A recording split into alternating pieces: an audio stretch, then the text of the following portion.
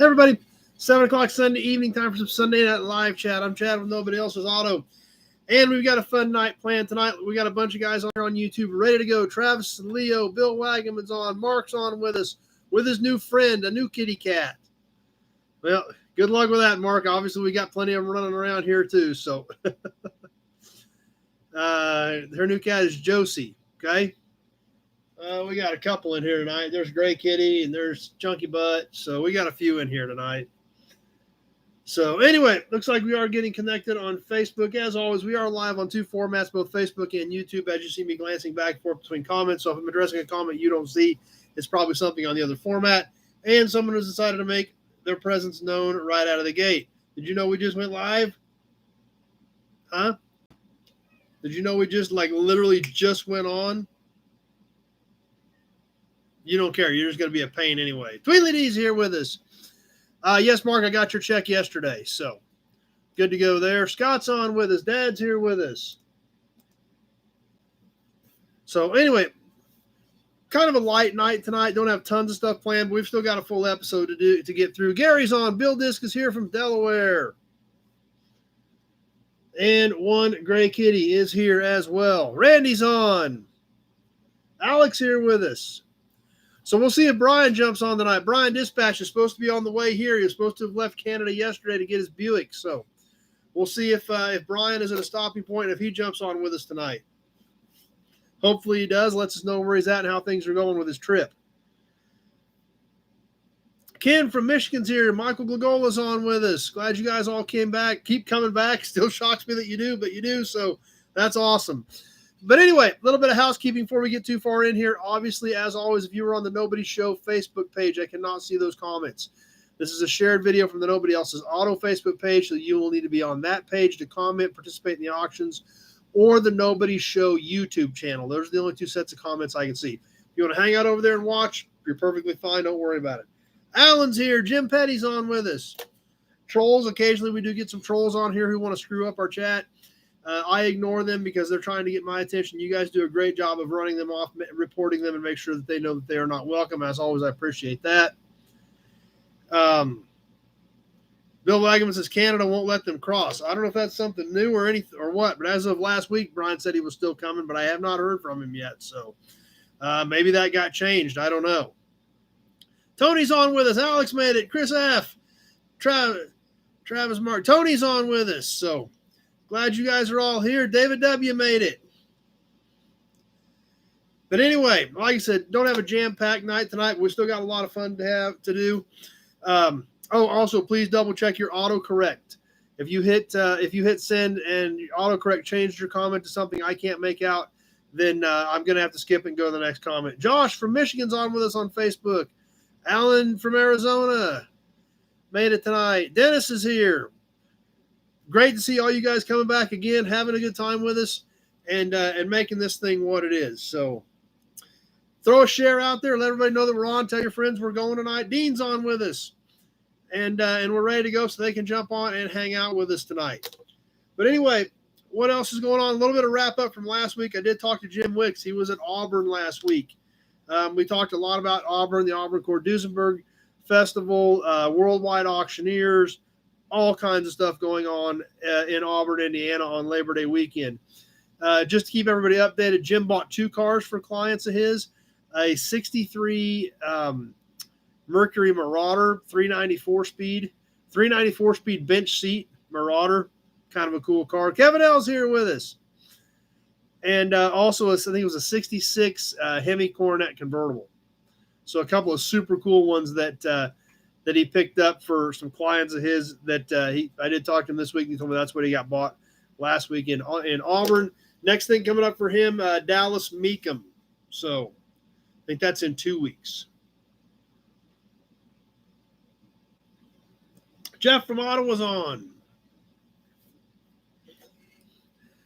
But anyway, the bulk of my week, or at least half my week, as well as other than just working around the yard, I'm slowly but surely making some headway. You guys are going to think some things are going to look different on our next yard walk, which we need to talk about that as well when you guys want to do another yard walk. It's been a couple of months. We need to squeeze one in.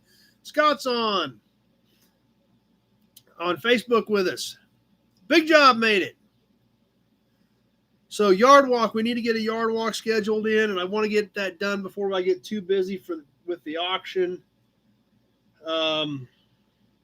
What is today, the 10th? Lee's here. Maybe next Sunday morning. Pete's on. We'll kick that around and think about that tonight. Next Sunday, the 17th, we might go do a yard walk if that's cool with you. Start with old Chevy trucks. So think about that throughout tonight's episode, guys. We'll touch on that a little bit later in the episode to see if you guys think that'll work. Because obviously, as we get closer to the F&E Collector Auto Auction, things are going to get busier and busier for me. But I do want to get one squeezed in. Randy's here before then, because then I'm kind of out of commission for doing something like that for several weeks. So we'll kind of tentatively schedule that for next Sunday morning. We'll see how that goes. But think about that, guys. Mike from New Waverly, Texas. So been getting a lot of work done in the yard and getting some things moved around. And there's some areas that are definitely starting to look different compared to what they were. So hopefully I can keep making some progress on that. The other thing that happened this week, I don't know what the deal was this week, but my phone kept ringing at night this week. So I know you guys are pretty good about it, but after 8, I'm done. And some of these guys are calling and texting at 9, 10, 11 o'clock at night. That is a great way to get blocked instantly. I bet I blocked 8 or 10 numbers this week. I don't know what the problem was this week. I only get 6 or 7 hours of sleep the way it is. My phone starts going off at 10, 11, 12 o'clock at night. It gets pretty frustrating. So don't know what the deal was with that this week, but it was pretty annoying. Tom's on with us. Yeah, today would have been a great day for a yard walk. I was moving cars this morning, Tom. Let's see. Leo got a hold of an O2 Town and Country for $700. Can't beat that. Actually, right now, it's pretty nice in Kansas. I don't know what it was today. In the 70s all day today. It was pretty nice. This is a pretty mild time of the year for us. Yeah, that's right, Michael Gogola. A lot of people don't seem to remember that there are like time zones, and they're different. Yeah, I know. You guys are pretty good about it. It's just frustrating when people don't think about it. So... But what I spent about half my week on when I wasn't moving cars and things like that, yeah, Scott, jerks. That's a pretty mild term for what I typically think when it rings at 11 or 12 o'clock at night. But F&E listed a ton of cars this week. Lots of stuff going up. Lots of cool things being listed. I don't know if any of you guys are planning on coming, but if you can, it'd be awesome. I've talked to the hotel. They've got, as of right now, they've got plenty of rooms available for the hotel that takes care of us on that. They've got a special rate for us. But like I said, some awesome stuff. Super cool Army Jeep, Army medical Jeep. Nate's on with us. Pete liked the Cutlass. Yeah, 71 Cutlass convertible. We got that video up. And here for the next month, every couple days, there's going to be a new video getting posted on the F&E page. On YouTube as well as Facebook. I've got probably 10 videos already loaded, and I've probably got 6 or 8 more to do. So those are going to start rolling out pretty consistently here over the next several weeks as we work our way up to the auction, which is right at a month away. So, but like I said, some awesome stuff that is going to be coming. I listed about 10 cars on Friday. 87 GMC Caballero, which is the El Camino version. 66 old Starfire. Talk about something you don't see very often. 66 old Starfire, which is basically the full-size Oldsmobile sports coupe, luxury coupe. Buckets, console, factory tag, factory 8-track. Pretty neat old car. 71 Satellite that's done up and look like a Roadrunner. 84 Monte Carlo SS, white, blue interior, 84 Monte Carlo SS. That's a pretty slick car.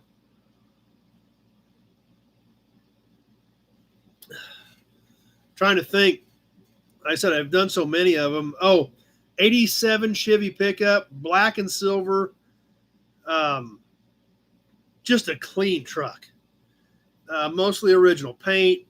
87 fuel injected, power windows, power locks. 2-wheel drive long bed, black silver insert, factory wheels, just a great looking truck. 2013 Corvette, 60th anniversary convertible, 427 6-speed. That was a cool car. 90 Camaro. And this thing kind of blew my mind when I saw this thing. Probably one of the slickest 91 Chevy pickups I've seen in eons. This thing was gorgeous. I kept walking around it, opened the doors. I was like, is this thing really this nice? I was like, holy cow. I can't believe how slick this truck is. The bed's got some scratches in it, but it's not all beat up. It's kind of it's not really a burgundy, but it's kind of a darker red with kind of a sand bottom or goldish bottom. Chili Road from Virginia's on with us. And the truck just mind-blowing how clean it was. It's not perfect because it's original, but holy cow, is this thing nice. It's got a binder of documentation this thick with us. Neil's on with us. That they don't have the canceled check from when they bought it, but they literally got their handwritten receipt from the dealership acknowledging that they accepted the check for payment of the truck. And then, of course, window sticker, every service receipt. It's amazing how much documentation is coming with this truck. So, yes, Pete's ready to see the videos. Yeah, I did snap a shot of some of these. I got a shot of the Chevy pickup. I can show you on my phone. There's the Chevy pickup. So, just like I said, it just was crazy how clean that thing was. Just a half-ton long bed, 4-wheel drive, but just, man, that thing was slick. So I'm excited to see that thing hit the block because, man, it's a slick truck.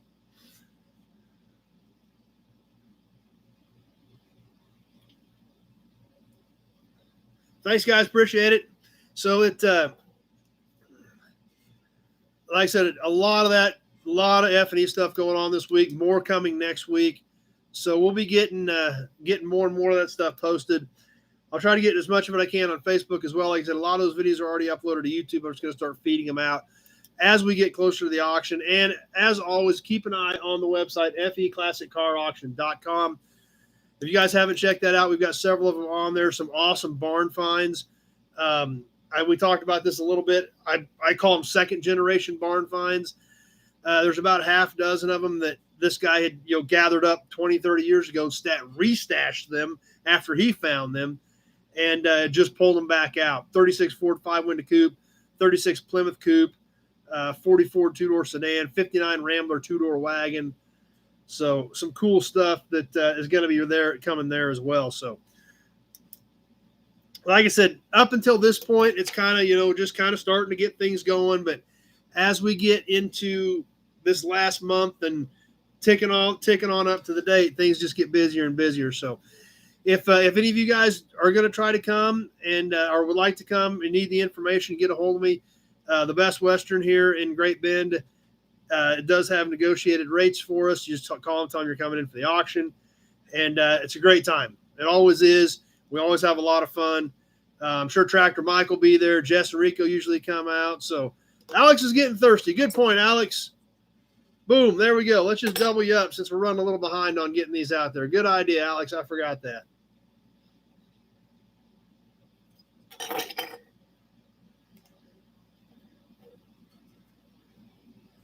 So anyway, that's what took up a lot of my week and is going to continue to take up more and more of my week. But hey, that's why we do it. And that's the other thing about going out and doing the videos on the stuff that is reasonably close. And we've got stuff coming in that's 3, 4, 5 hours away. Obviously, I can't go do all those nut farms here. But any of the stuff that's close, that's why I always try to do video on it, just to give people that can't be here, the online bidders through proxy bid, a good chance to see, more about the vehicles, hear some of them run, things like that. Mark said his wife already claimed the Plymouth badge, so Mark didn't even get to keep it. After all that, he didn't even get to keep it. But Oh, and that 91 Chevy pickup, to top the whole thing off, when you put the key in the ignition, the annoying buzzer even still works. So that's pretty original.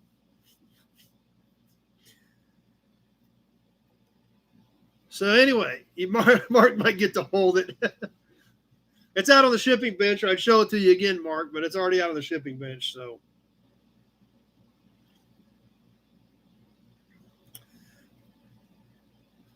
did not pick anything up this week as far as new inventory is concerned, but I need to get started.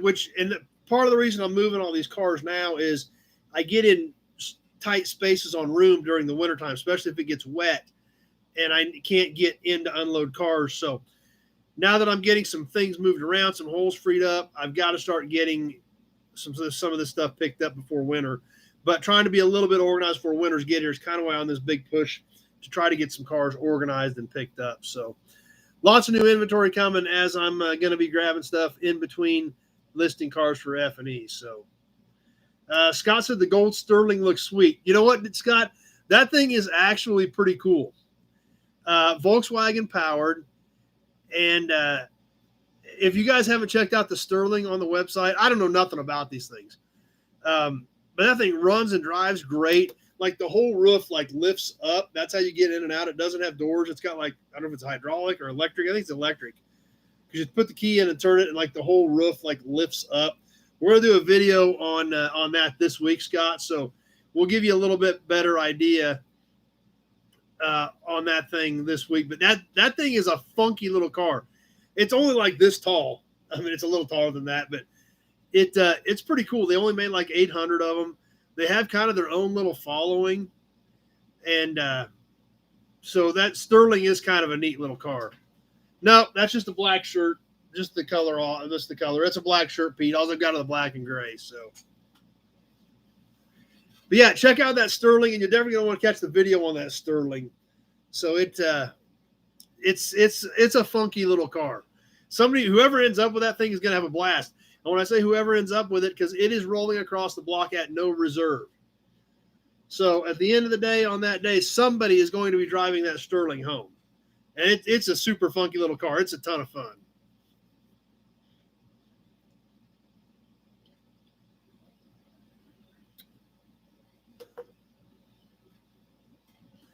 Scott said they put one together in 1980 with about 100 horse. It was fun. It's a neat little car. It really is.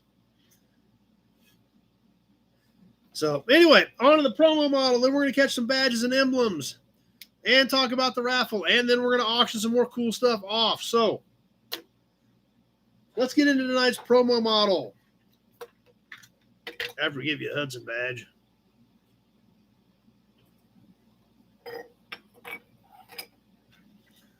This is a pretty sharp car. It cleaned up really nicely. The 1962 Ford Galaxy 500 XL convertible. Johnny Z's on.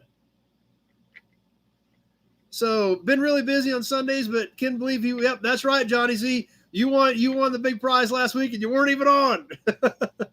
But glad they got there safely. Glad you're excited about it.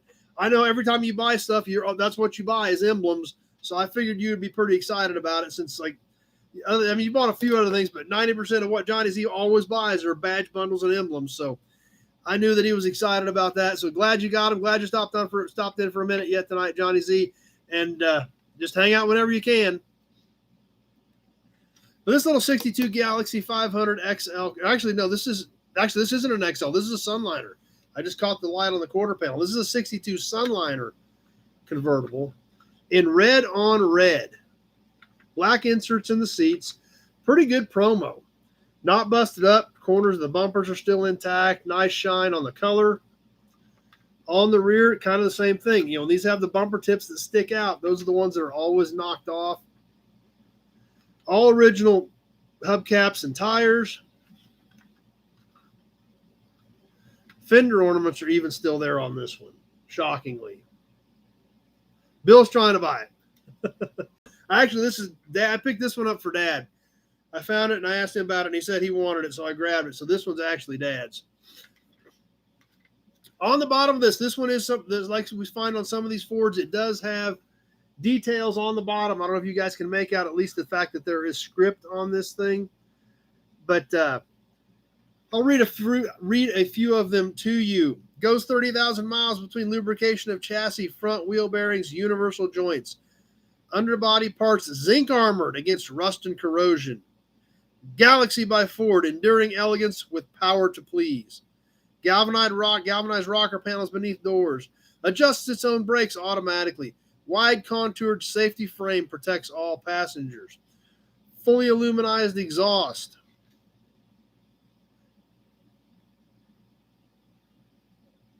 Two-year antifreeze protection. It's weird.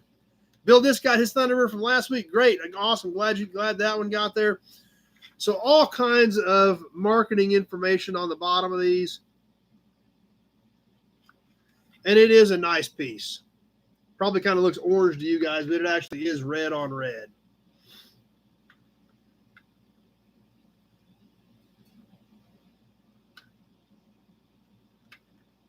On the 62 Ford Galaxy Sunliner convertible.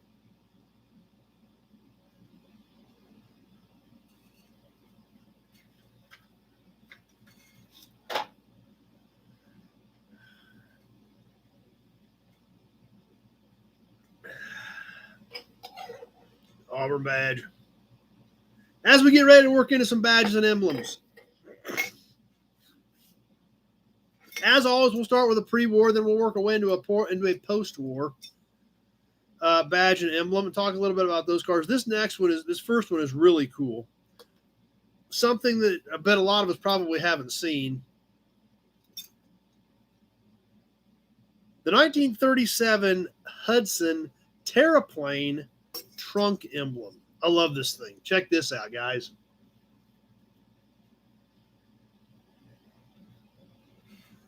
Decent sized emblem. Would have went right flat across the trunk lid. Almost 9 inches.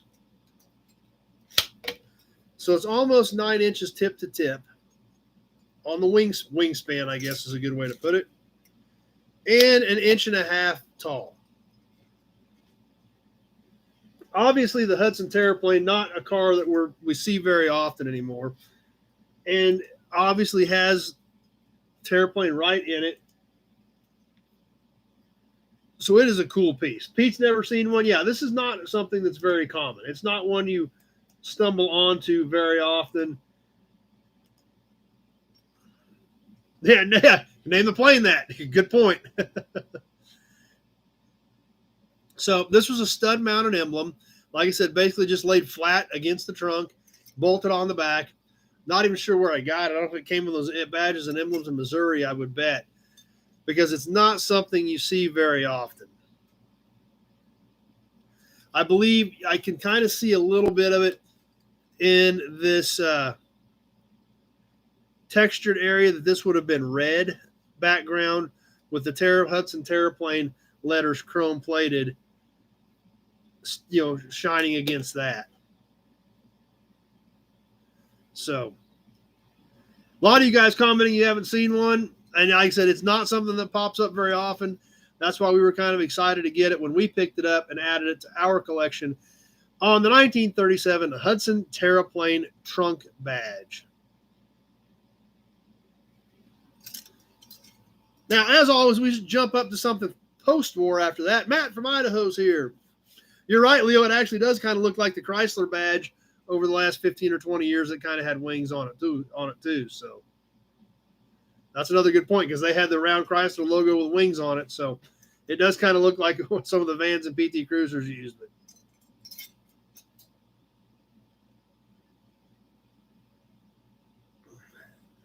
But we're going to jump up more than a few decades this time as we go to our post-war badge to something a little outside of the norm, not something we typically get into. It's a cool emblem. I dig it. But definitely not what we've got that we typically talk about. But it is one in my collection, so I thought it was worth mentioning.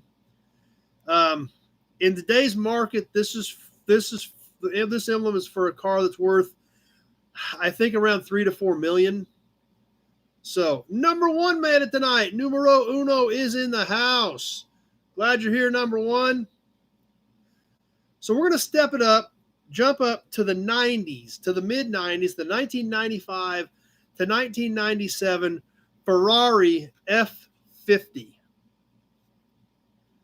This is a dash emblem from 95 to 97 Ferrari F50. This is a factory Newell stock OE part. I've just got it stuck in the side of the box.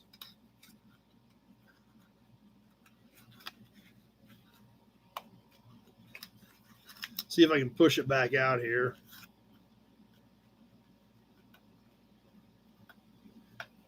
So you can see this is a regular stud mounted emblem. It is metal, probably aluminum, but it is Newell stock Ferrari for an F50. It's a fairly small badge, but like I said, it would have been on the dash.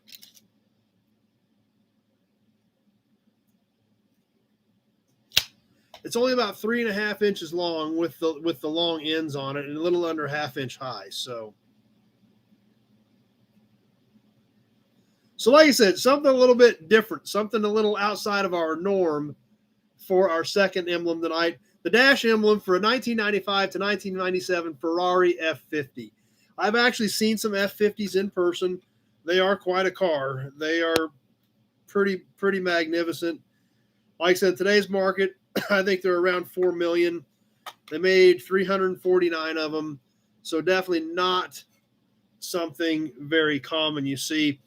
But something I picked up back in my Ferrari days when I was big into Ferraris. I was buying all kinds of Ferrari junk. I got all kinds of literature. That's when I was traveling with Chrysler, so I'd go to the Ferrari dealers whenever I was in these cities. There was one in Chicago I went to quite a bit and picked up a lot of stuff there.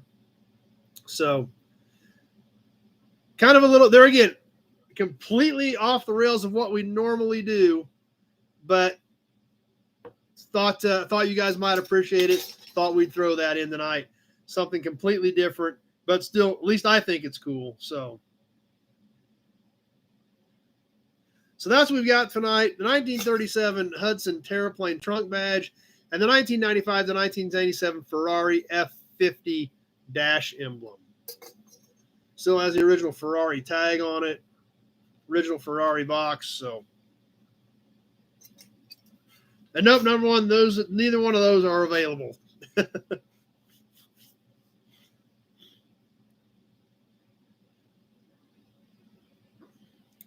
So on to story time. So looks like a lot of you guys thought those were pretty cool. So I'm glad you liked them. Alex was offered a Dino for $6,500 in '76. $6,500 for a Dino was a lot of money in '76. So and Dinos have taken off. I mean, I can't believe what Dinos have done. I mean, they were literally, kind of almost not even considered a Ferrari for a lot of years, but Dinos are off the rails now. So, well, let's catch some story time. Let's talk about the new raffle. Let's get into some auctions. We got all kinds of fun stuff to do yet tonight. Plus, we're going to finish up that magazine from 1951 that we started last week. Not many more articles left in it, but still a lot of cool ads. Few articles there towards the end in the back half, but a lot of cool ads that we're definitely going to want to check out. So, Auburn badge. So for story time tonight, a car that Dad or I had years ago, I thought, what the heck? After I got the F50 badge out, I figured, what the heck? We can just stay on Ferrari for a few minutes. Something a little kind of off the rails, but definitely a little, something we always talk about. But I found the Mark. Well, I'm glad your cat's sleeping in your lap, and none of these are in my lap at this point. So, the 1984 Ferrari 308 GTSI Quattro valve that I used to own. Yep, there's my old Ferrari. I sold it when I bought the first parts store. Kenny had a Dino steering wheel and a Corolla.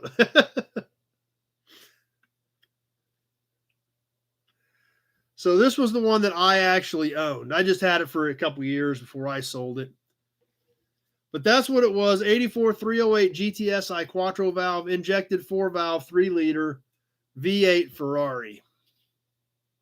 That's right, Pete. It was the Magnum PI car. There's my Durango RT company car in the back. That was when I worked for Chrysler. And actually, that was the Durango RT that I had for a company car at that point. Another side of Chad, the Italian sports car. I've always liked Ferrari. I really have. Obviously, I don't have anything now, but I do have my Viper. So, I mean, I'm pretty excited. I definitely like the Viper. When I bought the Ferrari, I was trying to decide whether I wanted to go Ferrari or Viper at the time, and ended up buying a Ferrari then, and now I've got a Viper. So, I mean, it's still kind of a win either way, I think. So,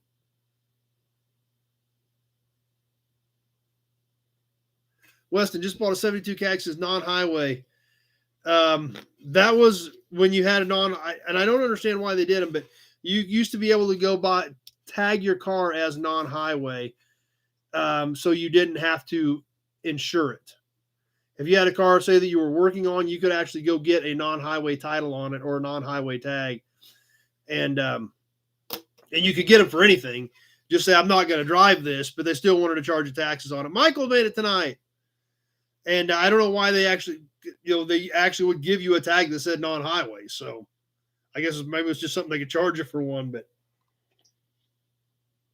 yeah, you used to be able to title a vehicle non-highway, which meant you couldn't drive it, but you could own it and not just didn't have to tag it and insure it and pay taxes on it to drive it every day because you weren't.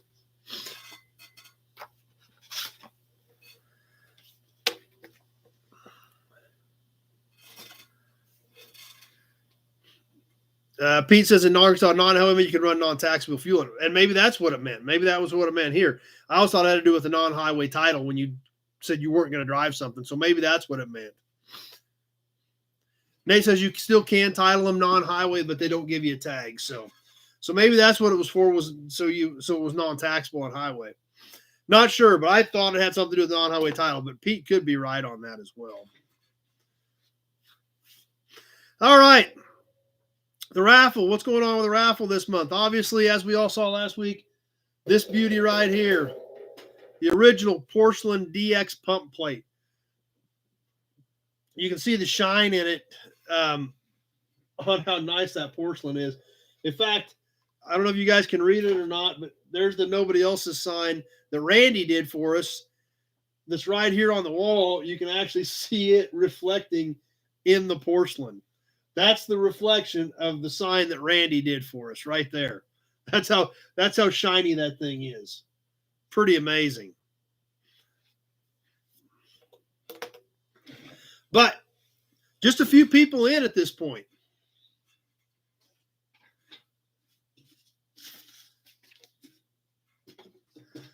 Tony, Big Job, and Alec. That's it. Just 3 of them. So maybe you guys don't dig it. I don't know. Maybe we're just getting started.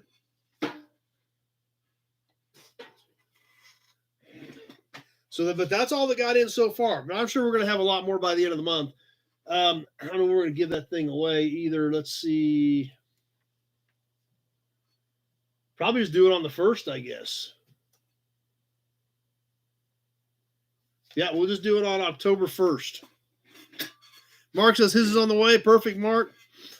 So October 1st is what is a Sunday. So we will just do it then on the DX sign. So that thing is awesome. Obviously, we looked at this is all fresh material from the Springfield swap meet. Kenny's definitely going to be in. The Structo truck from Mark the Toy Guy's booth and the Buick horn button. 3 unrelated pieces, except they all came in from the Springfield swap meet. So it's all fresh meat, just ready to go. All kinds of cool stuff. Like I said, when we go to swap meets, what are we looking for? Toys, signs, parts, cool things. So we got a whole menagerie of cool stuff this month. Alex said that DX sign is going to look great in his garage. So let's grab the tape measure.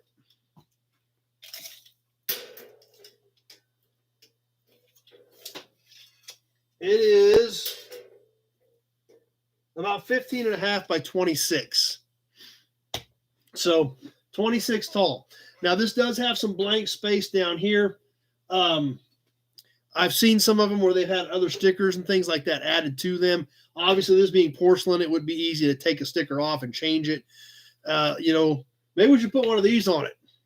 I should put a nobody sticker on it. Maybe I'll put one of those on it for the winter. Then if you don't like it, you can always take it off. But I guess I could throw a nobody sticker on there if you want a nobody sticker on the DX sign and go that way. You bet, Pete. No problem.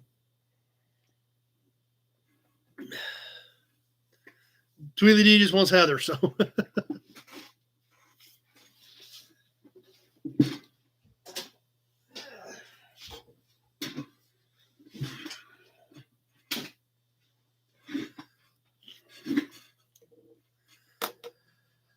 Make it proud, make it priceless. Yeah, that would probably devalue it, but at least you could take it off, so it wouldn't hurt anything. It'd be easy to clean off with porcelain.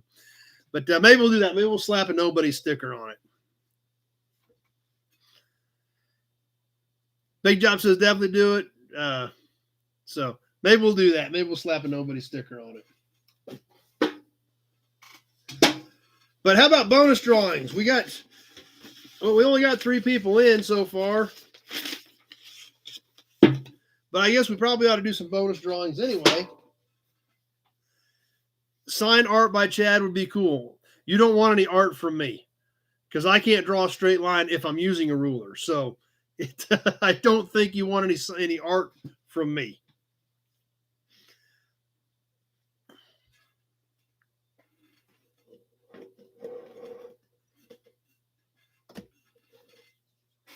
Car art. Okay. Car art. Yeah, we could probably do that. All right. I guess that kind of leads us up to the auction already. We're about ready to boogie into the auction. Like I said, I knew tonight was going to be a little bit lighter on the load, but that's fine. I know we all got things to do too, so Uds and Badge.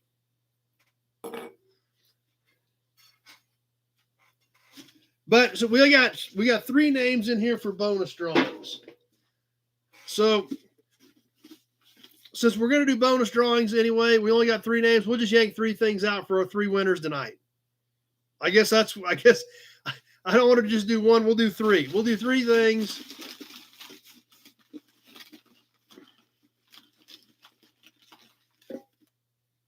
I got 3 things here. We're going to put the 3 people that are in tonight. That would be cool to sign on back. If you guys want me to sign anything, I can sign anything you guys want me to sign. I'll sign you. I don't think my signature is good for much of anything, but I can sure sign anything anybody wants me to sign anytime. That's not a problem. So instead of doing the bonus, we only had 3 names. So instead of messing with trying to draw, I just yanked 3 things out of the bonus cans. So we're going to do this. We're going to write Tony on 1.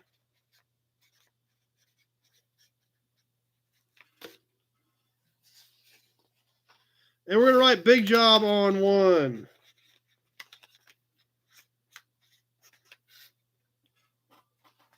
Also known as Johnny. And we're going to write Alec on 1.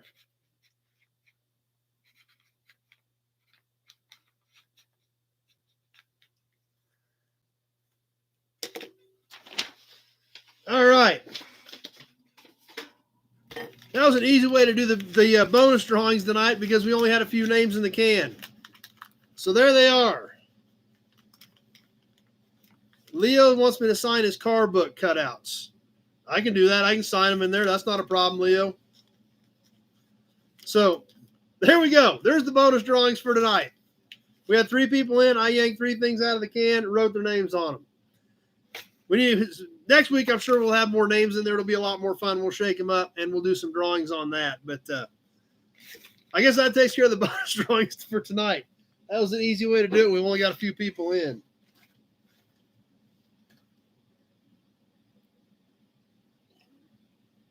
Yeah, when nobody else gets in right away, it makes things pretty easy on you guys. So anyway, let's get rolling to the auctions because after we get through tonight's auctions, Billy Bowman's here. I know we're going to have more people in that can next week. So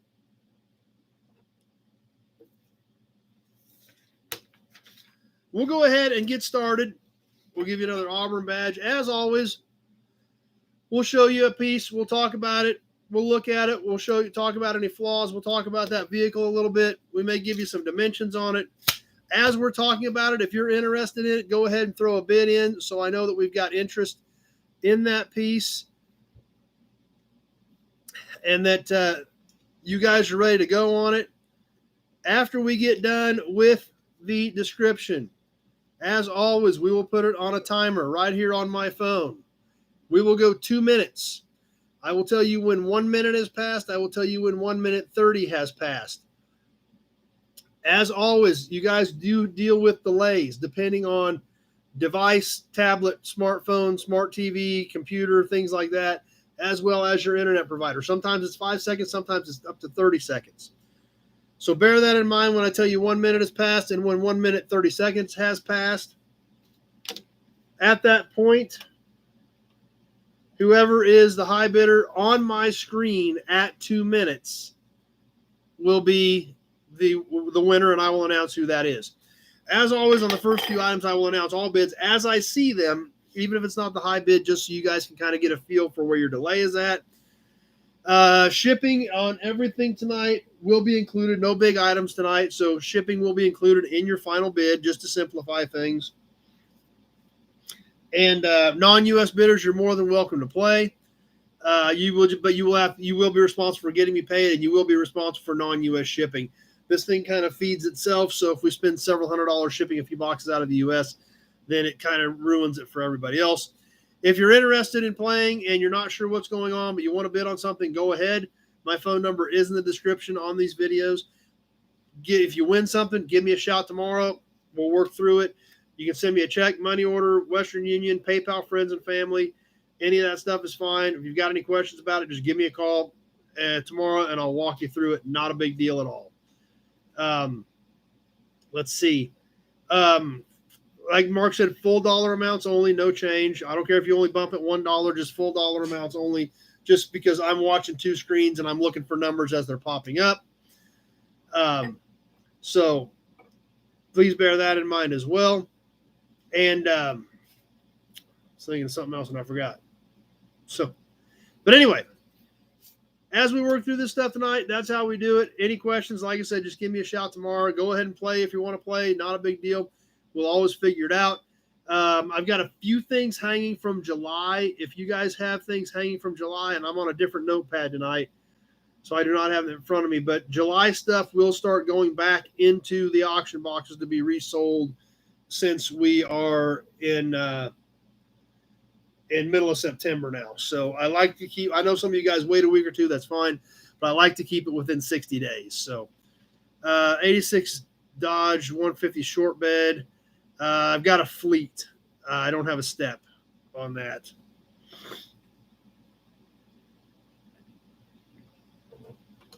Legend badge. So anyway, that being said, let's go ahead and get rolling into tonight's auctions, and let's have some fun. These are a blast. It's great. It adds things to your guys' man caves, adds to your collection. We all have a ton of fun here. It helps support financially what I do as far as the effort I put into this, so I appreciate that from your guys' help as well. Hudson badge, Auburn badge, and let's get rolling into tonight's first auction. As always, we'll start off with a couple of cheaper pieces as people kind of get a feel for where their delay is and things like that. But who caught the Rambler video from the other night? The 62 Rambler video. Anybody catch that video? Not much left of that old car. It was pretty tough, but like I said in the video, I didn't have any of those early 60s Ramblers, so I went ahead and hauled it in. So glad to see good. Some of you guys did catch that video. And the first thing we're going to sell tonight is the rough Chevy hubcap out of the back of the Rambler. Yep. This is it. Banged up, beat up, cracked. But there again. Yep. So great. I'm glad a lot of you guys did actually watch it. So this is rough. It's beat up. It's banged up. It's got a hole there. It's got rust on the back. It's cracked down here. It's just a banged up old Chevy cap. But Let's go. Let me give you the sizes on it, and then we're going to go ahead and sell you. Leo at 15. It is about 9 inches in diameter. About 9 inches in diameter. This is all stamped in it. The bow tie is stamped in it, but it's just kind of a rough, banged up old cap. But this is the one out of the Rambler we saw.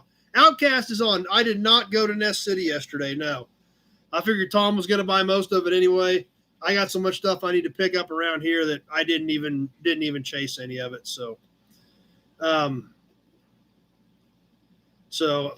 anyway, don't know for sure what any of that stuff brought. I talked to Tim Stanger, Mr. Good Flyers. He had somebody got a couple for him out there, but that's right, Alec. This thing definitely has a story to tell. It may not be a good story, but it's got a story to tell.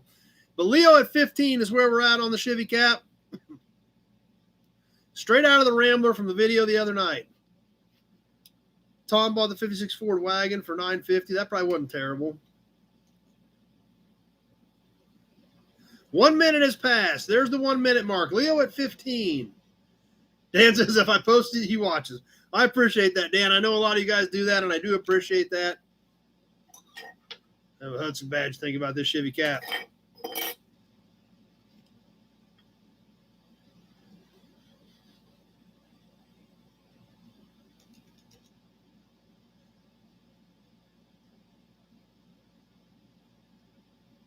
And there's the minute 30 mark. 1 minute, 30 seconds has passed. Leo at 15.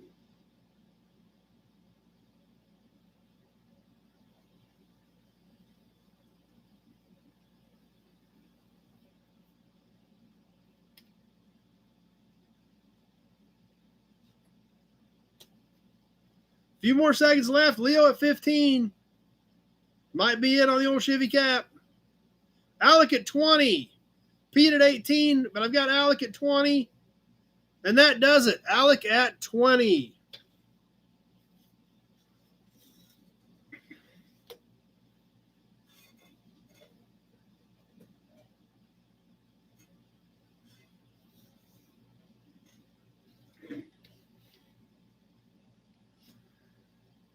Alec and Pete both shooting at that one right at the last second.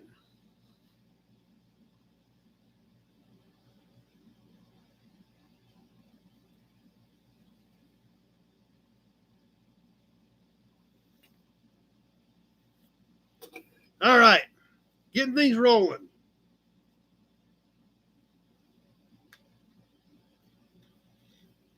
Matchbooks. We got some. These are some great matchbooks, actually. I'm kind of excited about these matchbooks. I'm sure Mark's excited about them because they're matchbooks, but trucking ones. Time for the trucking fans to get in here. Starting off with Columbus Trucking Equipment from Columbus, Ohio, your local Mack dealer. Check that one out with the Bulldog on it.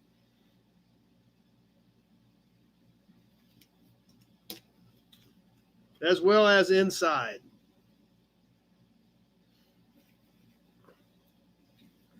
The next one, Glickman line pipe and casing, Liberty iron and metal. So this is iron and metal, but they've got their delivery truck on it. Leo at 10, check this thing out. 40s era, definitely 40s era on that one.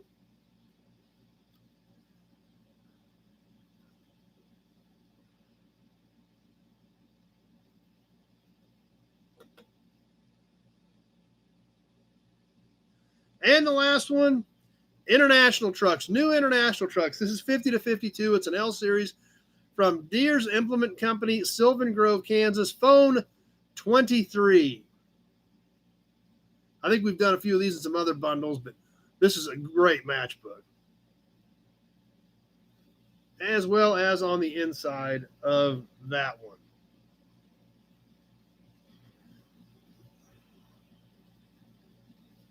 Mark at 12. So there you go. You're getting all three of them. One-shot deal. Great matchbook collection here. X-Ray at 14. All three of them going together. We are live on the timer. I did hit the button on that, so we are going there. Mark at Travis, Mark, and Kevin at 50, and Leo at 15. Holy cow. We'll let that go. It's just going to go past 15 because there's 4 people at 15. Leo, 17.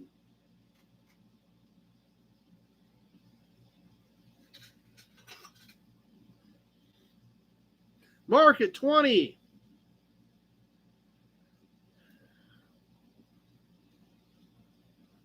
Yeah, this is going to get crazy. Yeah. Coming up on the 1 minute mark. 1 minute has now passed. And these things are just so amazing. I mean, that's what's great about matchbooks. They don't cost a fortune to get into, but they're so great. I mean, the artwork was so amazing. That's what those guys had to promote their business with. You wanted those guys to have these in their pockets. Most people smoked back then, so it was pretty common. Alec at 22. Alec at 22 as we hit the minute 30 mark. There's 1 minute, 30 seconds. Alec at 22.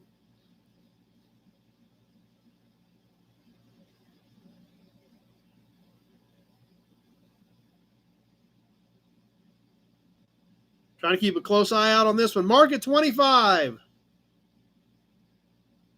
Leo at 23, but I've got Mark at 25. Kevin at 25. Few seconds left. I had Mark first at 25 as we're ticking away on this one. And that does it. Mark at 25. He was ahead of Kevin. Kevin came back at 27 a little too late.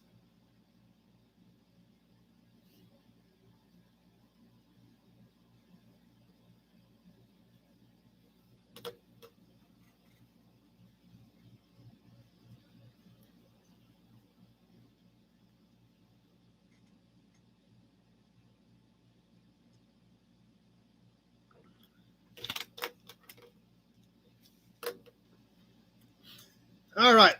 Let's do just another kind of cute little badge. This is Ford. 40s era Ford. Nothing real fancy, just a cute little deluxe 8. Would have gone on the front of the edge of the hood. 40s era car. I don't remember exactly what year. Pop metal badge, but fairly ornamental and ornate on this deluxe 8 chrome front hood badge. Kind of a cute little size, about the size of the palm of your hand.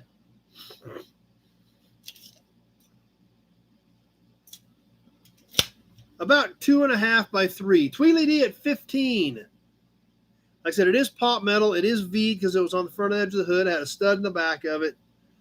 Chrome looks good. I would repaint the deluxe and the 8 maybe in a blue just to kind of make it pop. But kind of a cute little badge. Tweedledee at 15. Leo at 10, but I got Tweedledee at 15 already. Alex at 20.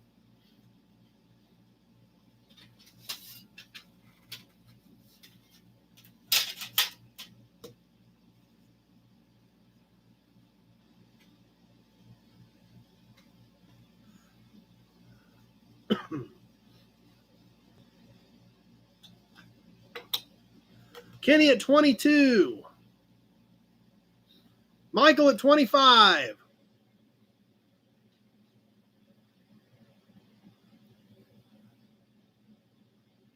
Mark says, don't forget to hit the like button. Appreciate that. Leo at 27.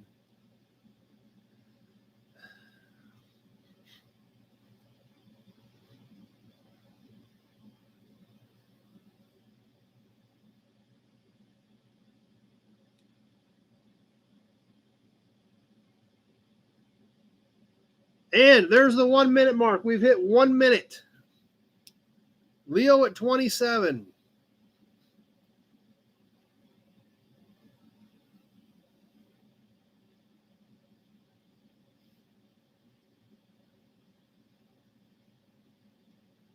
Kenny at 28. Reminds me of an old personal jukebox at a restaurant at your table. Yeah, it does kind of look like one of those little ornamental jukeboxes. Kenny at 28. Michael was at 26. I've already got Kenny at 28. As we hit the minute 30 mark, I've got Alec at 30 over here. Past the minute 30, I've got Alec at 30.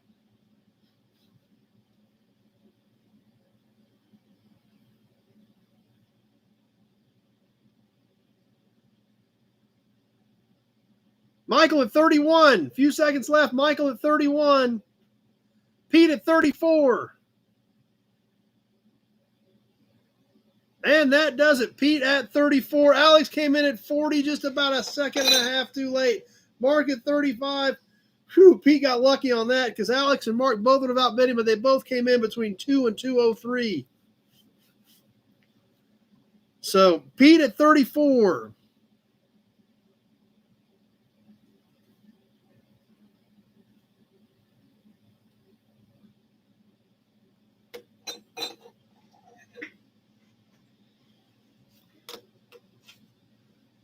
Time for some license plates. Let's get some license plates worked in.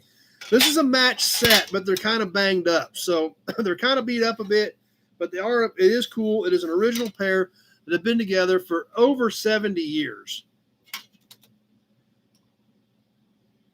1950, Kansas. Leo at 15. He don't even care. He's ready to go. Don't know where Norma's at. She's been on a few Toy Tuesdays, but we know her mom passed away. So I think she's been pretty busy. She's popped in on a few Toy Tuesdays here over the last month or so, but that's been about it. I know she's been really busy with her mom passing away, so I'm sure she'll be back as soon as she can.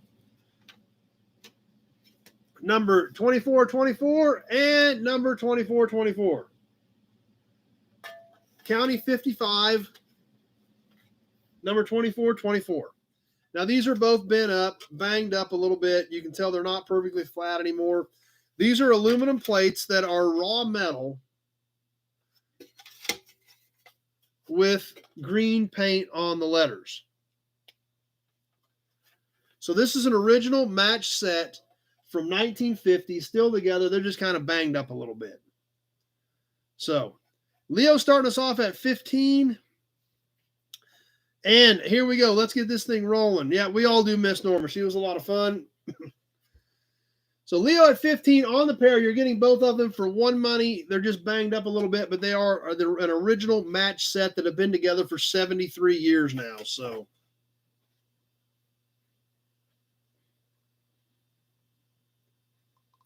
Alec at 17.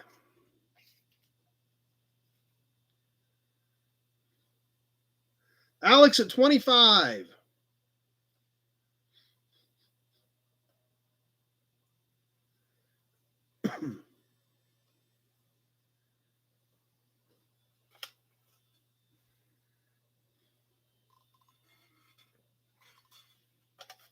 Kind of hard to see the screens when I got a pair of them hanging up here. So, yep, it is kind of crazy. 73 years they're still together. So we need to keep them together, I think.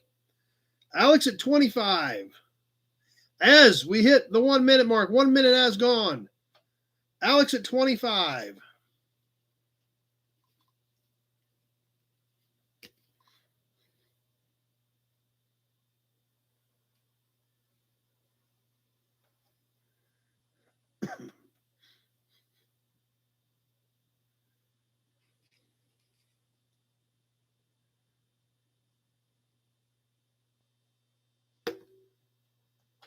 And there's the minute 30 mark. 1 minute, 30 seconds is gone. Alex at 25 is the high bidder.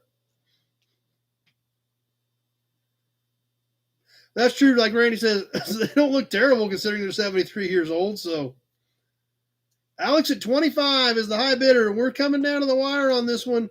We got a few seconds left, but not much. Michael at 28. Leo at 29. Michael at 28. Leo at 29 is my high bidder. A few seconds left. Michael at 30. And that does it. Michael at 30. And Michael over here at 30 at about 203. Michael Brown at 30. There's Alex at 35. So Michael Brown at 30 is who I had at the 2 minute mark.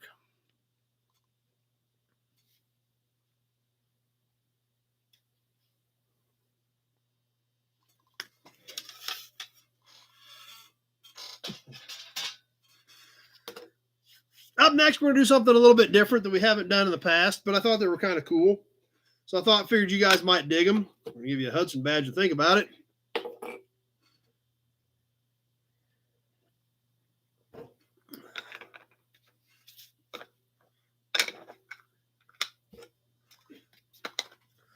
How about a set of coasters? Yes, 4 coasters from your local Phillips 66 dealer. Travis at 10. All 4 of these have the Phillips 66 logo stamped in them. They are all plastic, probably, I don't know, 70s era, I'm going to guess. X-Ray at 13. Randy at 15. All 4 of them original Phillips 66, gas station giveaway coasters. Travis at 18. Kevin at 15. Travis at 18. We are on the timer. Let's see what you guys think. Something a little bit different, but still cool gas and oil stuff.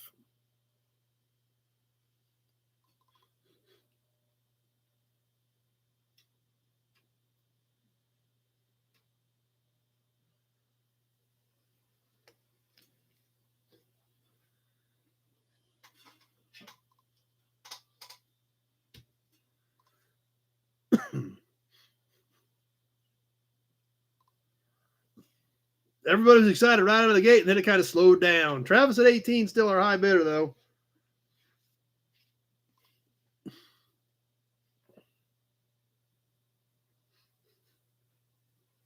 Randy at 19. And there's the 1 minute mark. Travis at 20. Yep, for your coffee at Carson Coffee. That's true. Alec at 20. Travis at 20.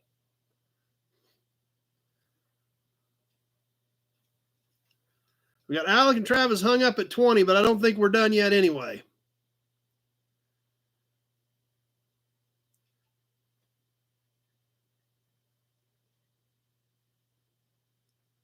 And there's a minute 30 mark.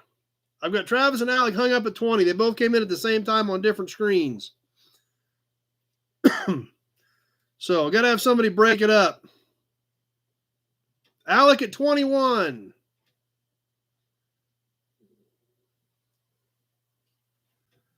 Few seconds left. We're coming out of the wire. Alec at 21.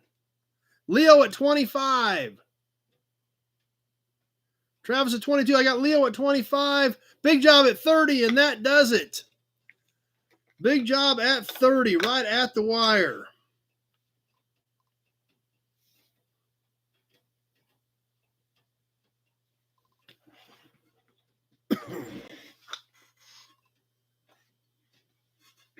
Highlander's here. Glad Highlander's back with us again.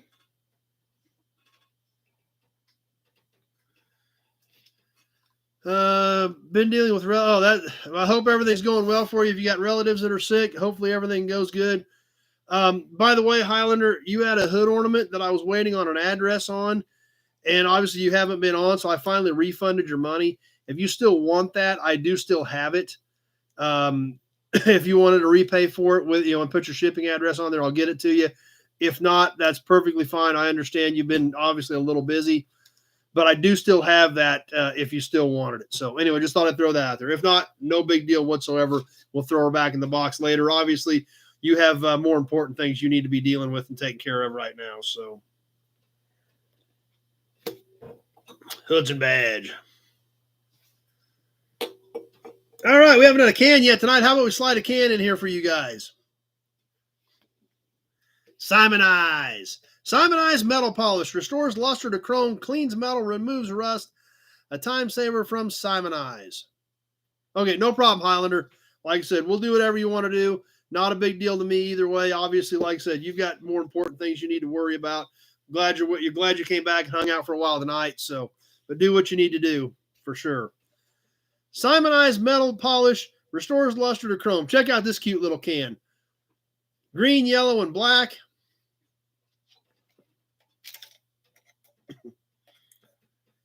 It is 5 1/4 with the cap on height. It does have the original cap. Travis at 10. Tweedly D at 10. Original cap. Double-sided. Leo at 20. This side does have some scratches on it. Like I said, a little over. It is about 2 5/8 and about 5 1/8 with the cap. So the body of the can is about 4 3/4 to here. So Leo at 20 on the Simonized metal polish can. Let's go ahead and get this thing rolling. Cute little booger with the original Simonized cap still on it.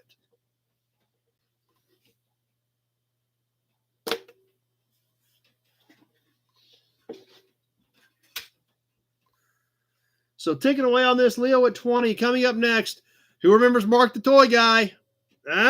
Mark the Toy Guy from the Springfield Swap Meet video. We got another toy coming up from Mark the Toy Guy. Simonized metal polish, Leo at 20.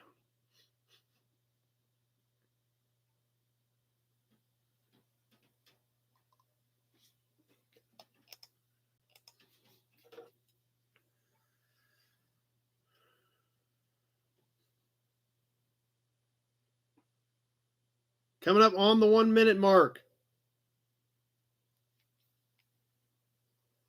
And there's 1 minute. Simonized metal polish, great little can. Only 20 bucks is where we're at right now. The Simonized Company, Chicago, USA.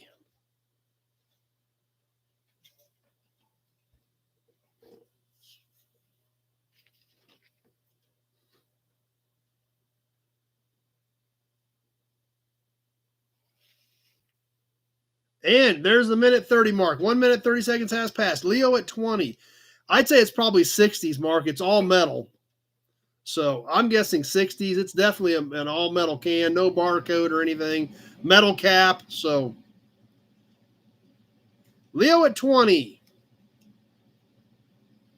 You bet, Mark. No problem.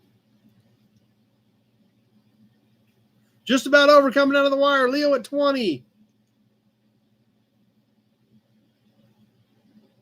And that does it. Leo at 20. That was a good buy. That's a cool can.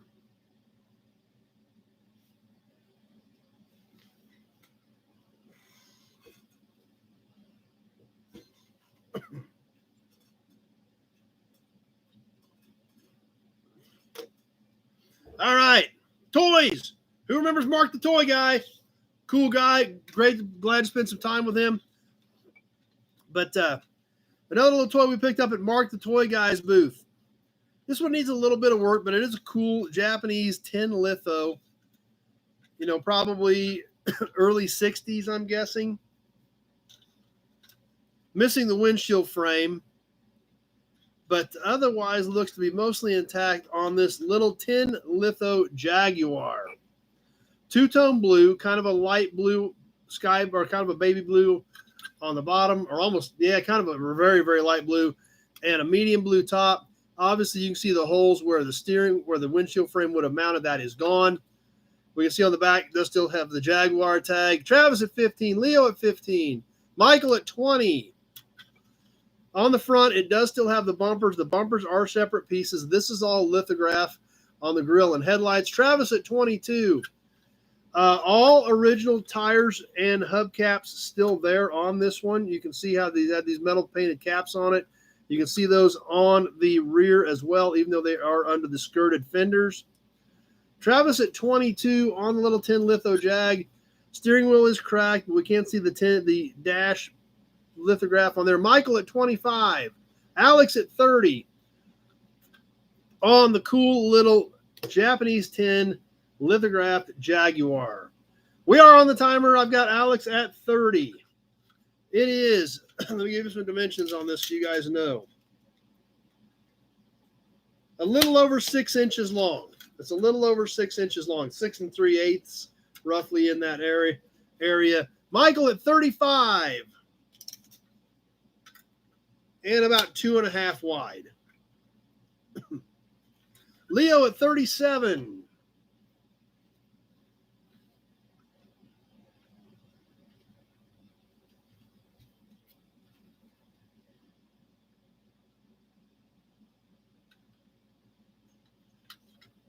Michael at 40.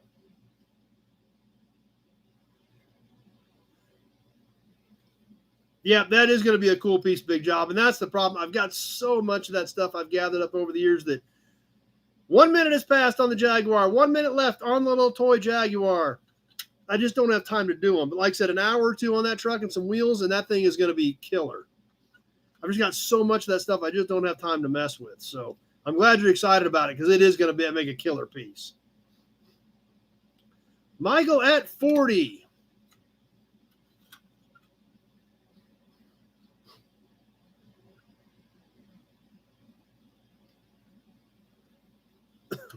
And 1:30's gone. 1 minute, 30 seconds is gone. We're down to the last 30 seconds on the little Japanese tin Jaguar. Michael at 40.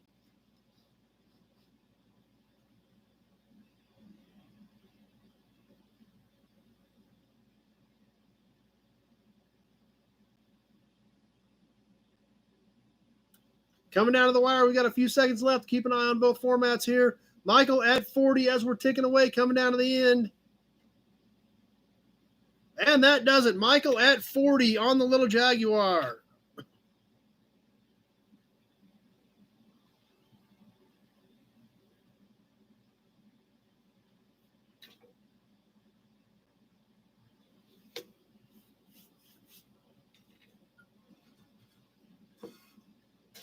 Oh.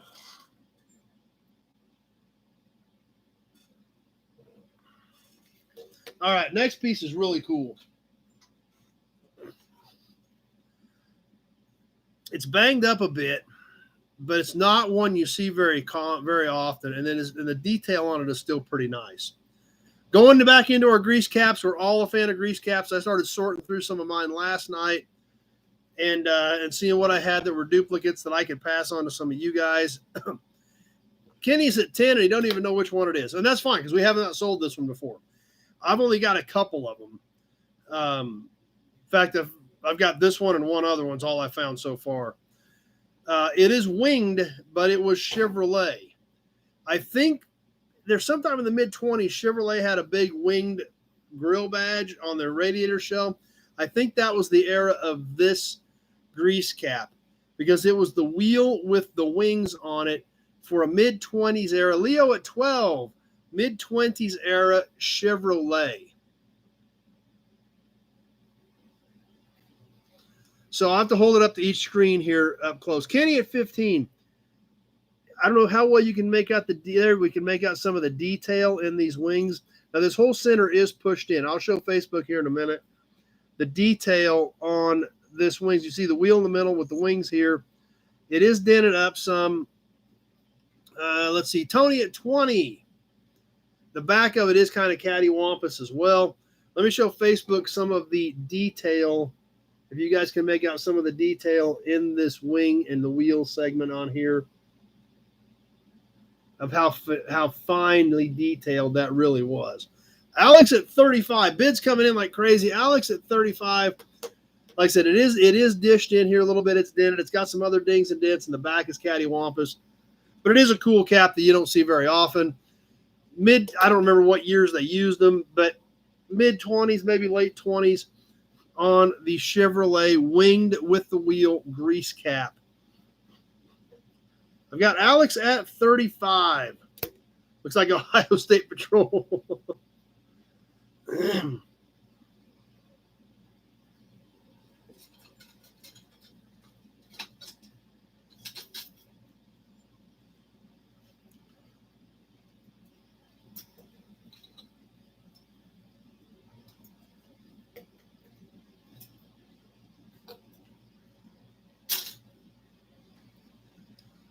Gonna be gunshots.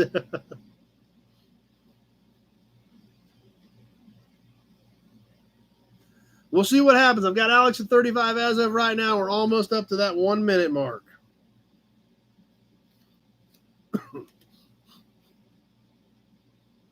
And there it is. There's the 1 minute mark. Alex at 35.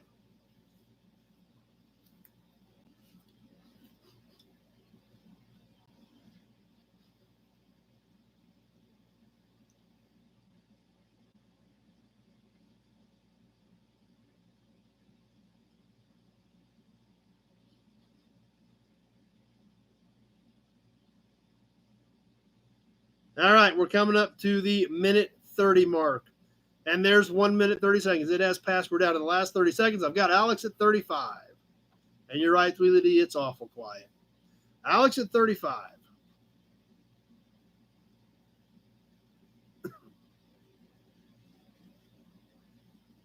That's right. It's crickets. It's crickets. It's crickets. Alex at 35. We're coming down to the wire. A few seconds left. See if anyone's going to jump in here at the end. Alex at 35. Tony at 42. And that does it. Tony at 42. Came in about 158. Ticked on out. Tony at 42. Yeah, he has some cricket sounds. That'd be a good idea. Tony at 42 at the last second. Last 2 seconds, actually, but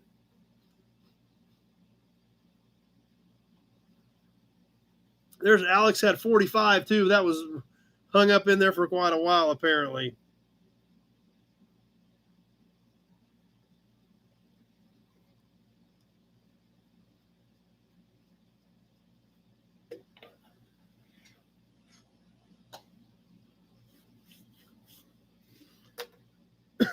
How about it? Let's do another emblem.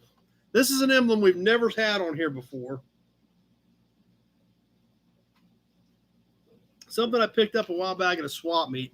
Not sure on the exact year, but it's late 30s, early 40s, probably right around 1940. Travis and Leo don't care. They're in at 10. And trust me, it's well worth 10. I'm going to call this right around 1940. Alex is our local resident expert on these. He can probably tell us right off the top of his head exactly what year this is. Kenny at 12, Mark at 20. For the 120 emblem off of about a 1940-ish Packard. So like I said, I'm sure Alex can tell us exactly which year this is. Travis at 21. I think this would have gone like on the side of the hood or on the side of the cowl, something like that. X-ray at 22.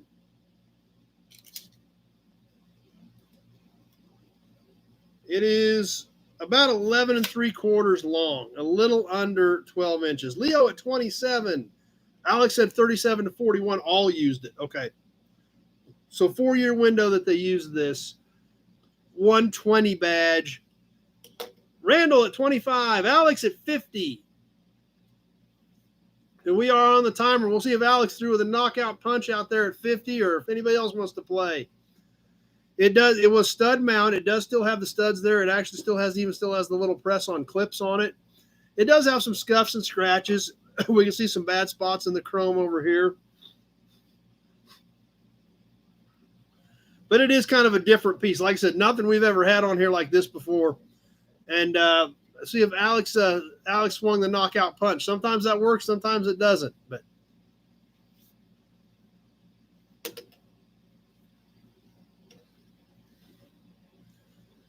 But we're going to find out here in just a little over a minute. Not quite to the 1 minute mark yet, but we're getting close.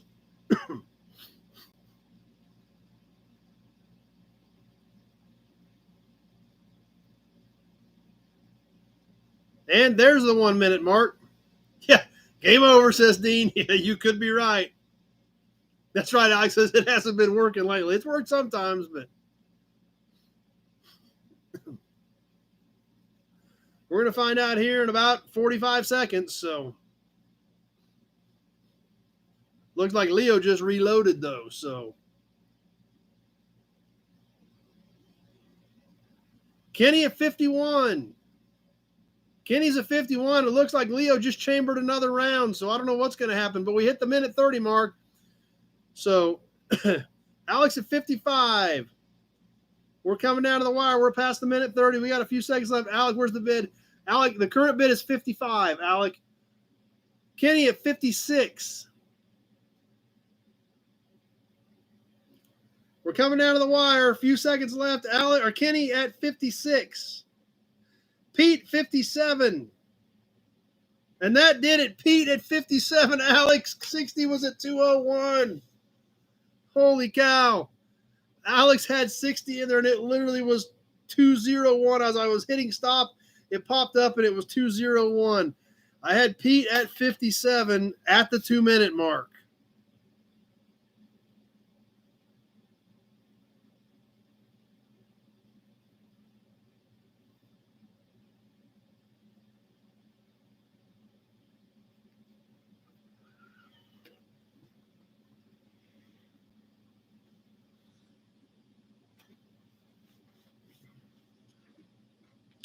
Yeah, Pete's usually pretty good. Pete's usually, he's always in that 155 to 2 minute mark. Sometimes he's a little over, but he usually slides it in. That one was fun. All right. How about an enamel badge? We haven't done an enamel badge yet tonight. This one's a little bit rough, but you can still make it out. But because it is a little bit rougher, maybe that'll let some of our other guys play that like these as well, but can't swing some of the higher dollar ones.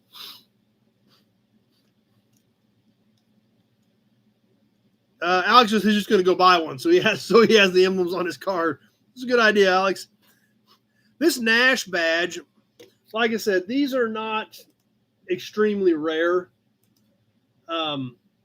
This is a late 20s, early 30s Nash badge that was enamel, but most of the enameling is chipped off. Leo at 10.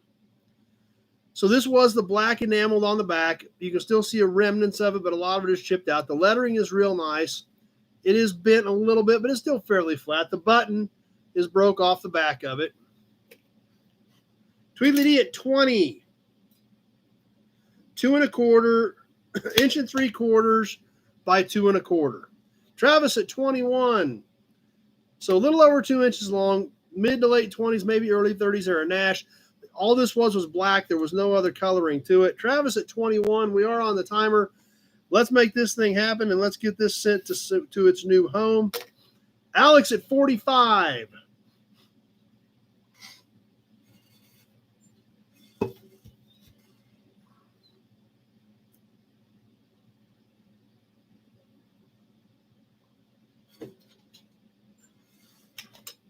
Leo at 50.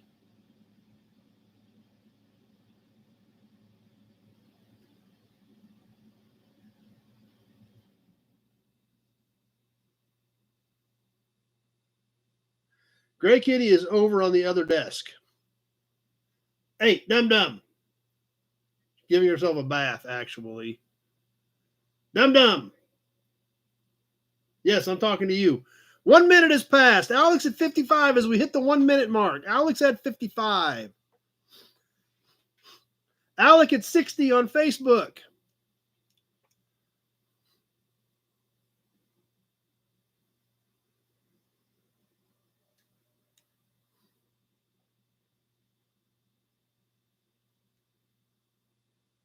Leo 61.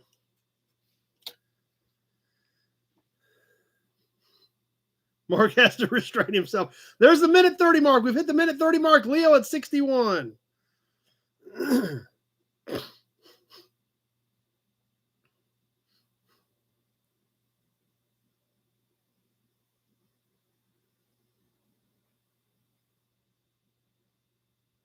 Ticking away, coming down to the wire. A few seconds left. Leo at 61.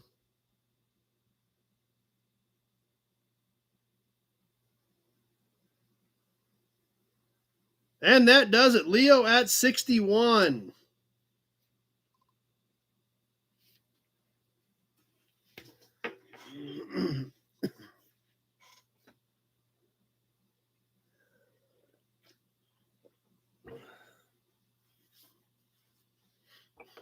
Hudson badge. All right, we got another cool cap next. Sounds like a little metal, that one, doesn't it? Yeah, this is a cap off of like a bigger truck. So it's like the small cap that would have went on the hub on like a bigger truck. For an old school, probably 40s era International. Check this baby out. Obviously, it's got dings and dents. I mean, this thing was, these things were put through the ringer back in the day. The triple diamond and the International is all stamped in, and it is nice and clear on this one. This was a chrome cap. It does have surface rust on it. This did snap in the center of like a big heavy-duty wheel. It does have these ridges on the edges, on the side. But Tony at 15. I'll give you some dimensions on it.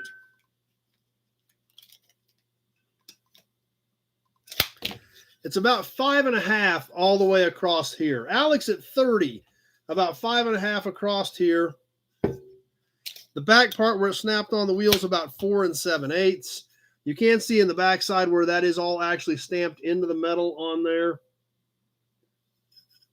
So Cool piece. Alex at 30 on the international cap. We are on the timer, and we're ticking away on this cap.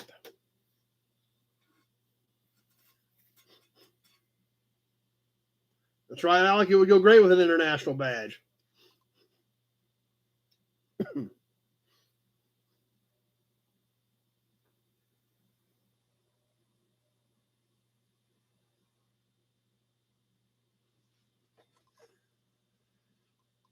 Alex at 30, and everybody just got real quiet. I don't know if nobody likes internationals or if everybody's just waiting.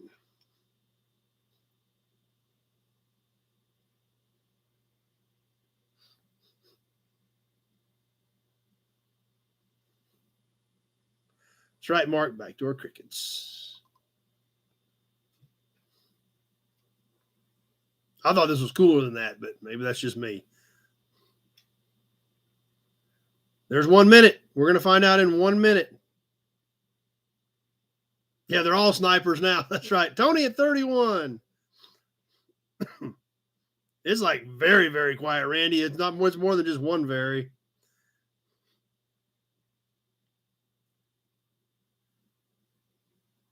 Alex at 35. Carl discovers here. It might be like for a big truck. Tweet that he's got one. There's the minute 30 mark. 1 minute, 30 seconds has passed. Alex at 35.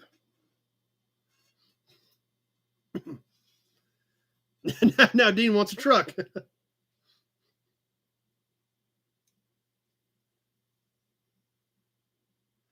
Alex at 35. We're ticking down to the wire on this one. A few seconds left. Keeping a close eye on for snipers. Alec at 43. Pete at 36. Bill Disk at 42. But I've still got Alec at 43, and that does it. Alec at 43. Bill Disk came back at 44, just too late. Alec on Facebook at 43. Alex came back at 45.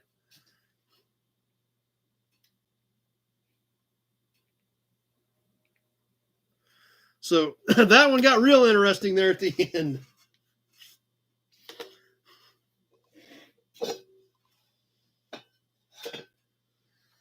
Oh, all right. Where's our Chevy fans at? We haven't done any badge bundles in a while. We're going to do a big badge bundle. Big Chevy badge bundle.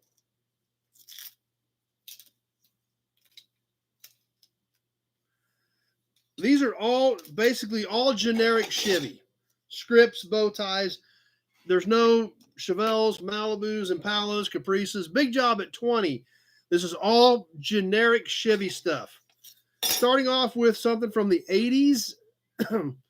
Back when they had actual body color behind it. This one was white with chrome Chevrolet. This is a stick-on plastic emblem. X-ray at 21. 9 7/8 on this Chevrolet. The next Chevrolet, this is a 70s era pop metal, cursive script Chevrolet, flat stud mount, chrome plated pop metal. It is 6 3/8 in overall length. The next one, this is a mid-60s era grill Chevrolet, like 65-ish. This is a flat aluminum one. These holes would have screwed it to the grill. It is 8 7/8, almost 9 inches. We're going to throw in another plastic blue bow tie just because you can stick these things anywhere. And to round it out, we're going to throw in kind of a rough one of these old 29 to 31 Chevrolet badges. This one is bent up, and it does have some loss of enameling here. So we're going to throw that in as well. All 5 Chevrolet, just generic Chevrolet badge bundle. All 5 of them, one-shot deal. You're going to get all of them for our Chevrolet fans. Tony at 26. Let's get this thing's on the timer. And there's probably no way I'm going to be able to hold all these, but we're going to try it and see. X-ray at 27. John at 30.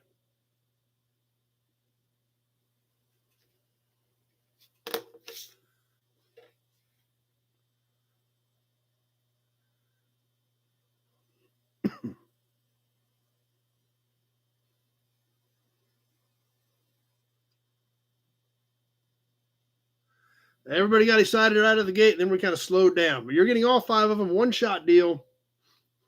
John at 30.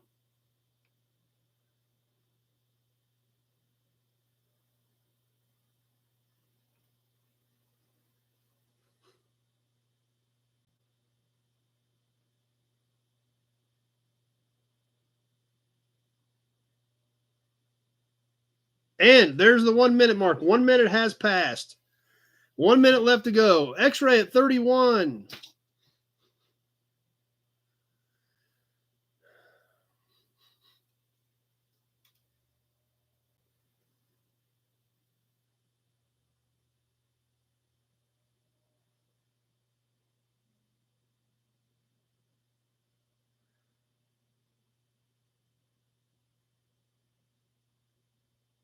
And there's the minute 30 mark. 1 minute, 30 seconds has passed. We got 30 seconds left. Dean at X-ray Dean at 31.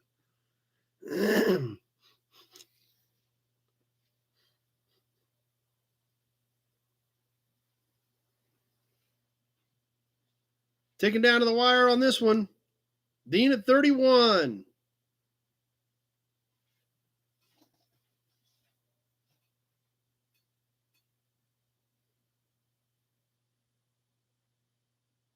And that did it. That was it. X-ray Dean at 31.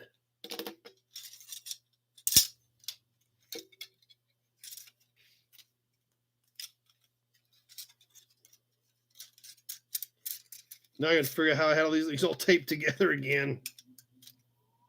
John at 33, come back a little too late with that one.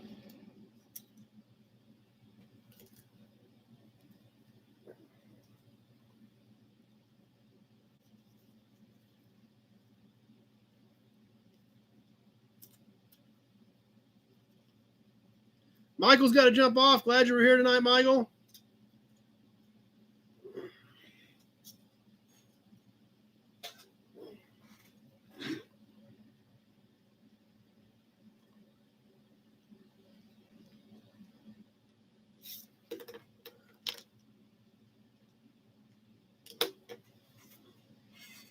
All right. Up next. Oh, not this one, but our license plate guys, get ready. License plate guys, be getting ready. Let's do another scrapbook. I've got a couple of these left, but we're about done with them. But you guys have seen them before. Somebody took a ton of time and cut all these old vehicles out of all these old advertisements from like Life magazine and stuff and pasted them all in these scrapbooks. This one is all trucks. Starting off with Dodges, Chevys,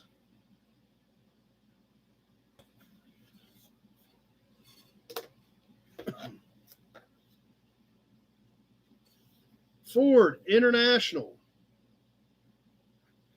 GMC Studebaker,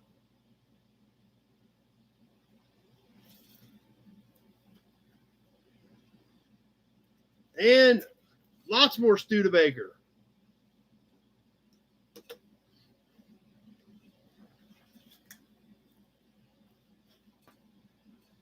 Great pictures of Chevrolets. Check these out.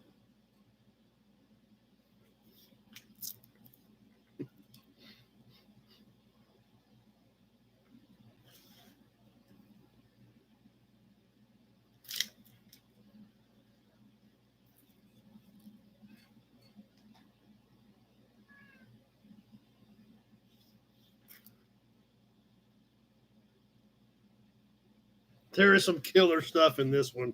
This is probably one of the better ones we've seen. Leo at 10. And they just keep coming. Tweedledee at 15. X-ray at 15.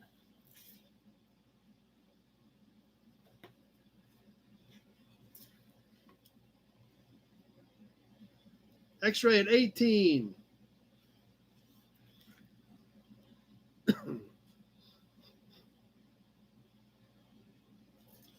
Television service, yeah.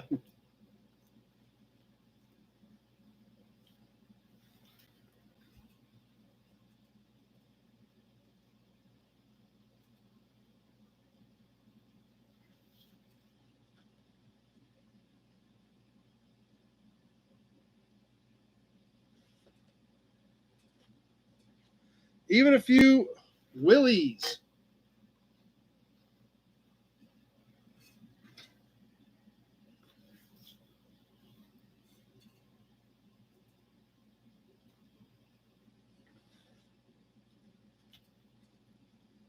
And some 70s era Dodge stuff.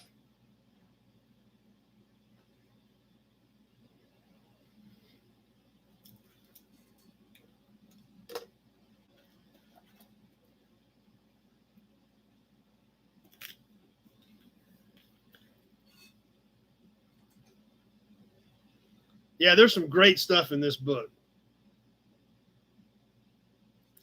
Like I said, for the most part, I think these were all pretty much cut out of old advertisements from Life magazine or whatever. Yeah, you can see the backgrounds in some of these trucks. There was other stuff in the backgrounds of the pictures when these were cut out.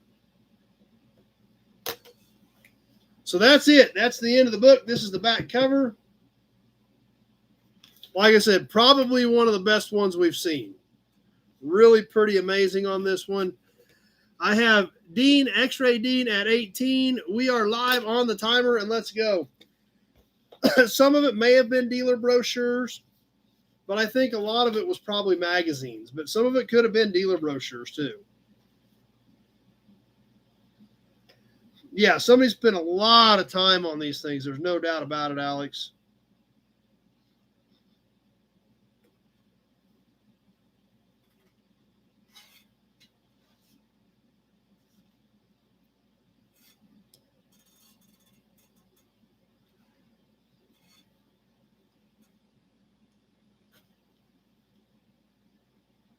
Leo 26.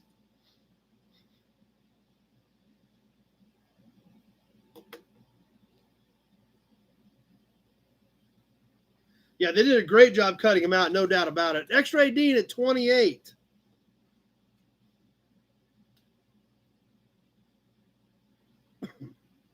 There's the 1 minute mark. 1 minute has passed.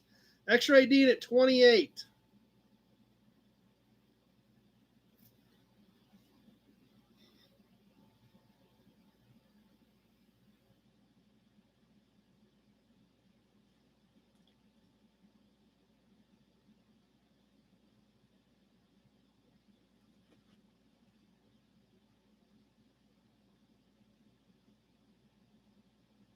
And there's the minute 30 mark. 1 minute, 30 seconds has passed. X-Ray Dean at 28.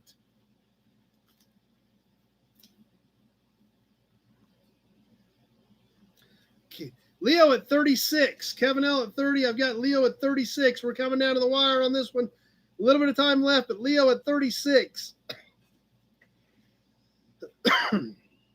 Bill Disk at 41.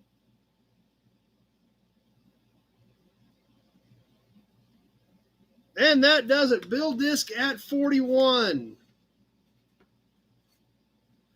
Leo came at 34. That was probably hung up in there. It was supposed to be something different. But Bill Disk at 41 on the truck book.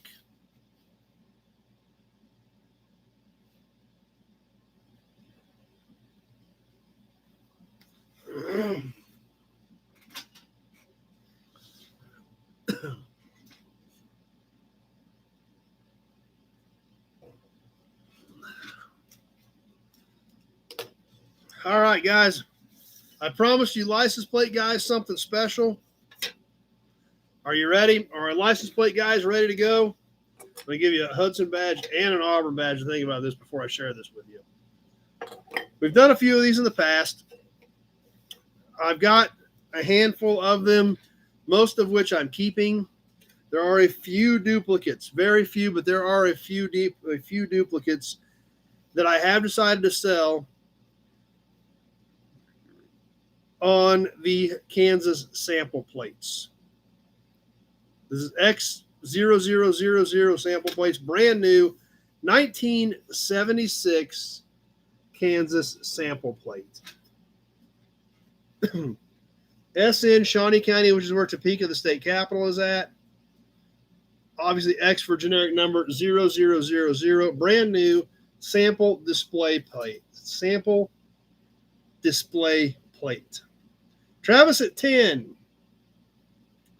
This is basically 12 by 6. Dean at 35. 12 by 5 and 7/8. So the standard size plate. Leo at 31. X-ray Dean at 25 or 35. Leo at 40. We are on the timer. These things are great. I love them. Like I said, I bought a handful of them, and then I decided like they're too cool to sell them all. So I should be selling a bunch of them, but they're awesome.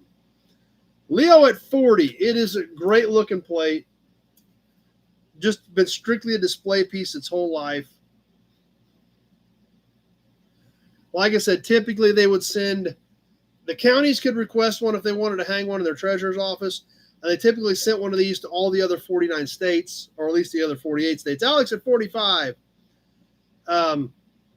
So they had a sample of what the Kansas tag looked like that year in case they needed to verify it. You know, back in the days of pre-internet, if a trooper pulled somebody over and they thought the plate was fishy, they could call in and say, hey, pull the Kansas plate out of the file. Does it look like this?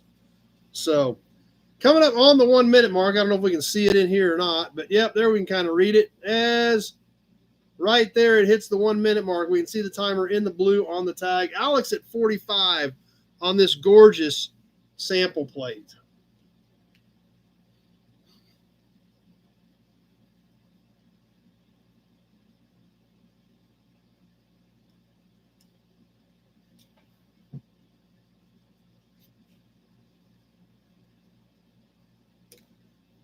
John at 55. Michael at 48 over here. I've got John at 55 on YouTube. As we hit the minute 30 mark, we just passed the minute 30 mark while those bids were coming in. John at 55.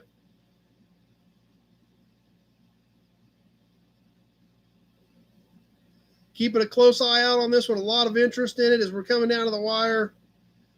John at 55. Big Job at 59.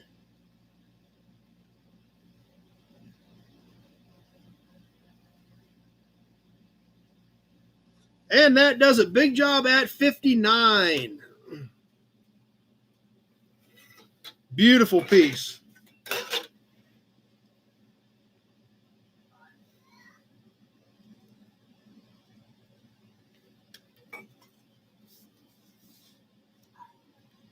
Well, hello, Dum Dum. I got another cat in here now.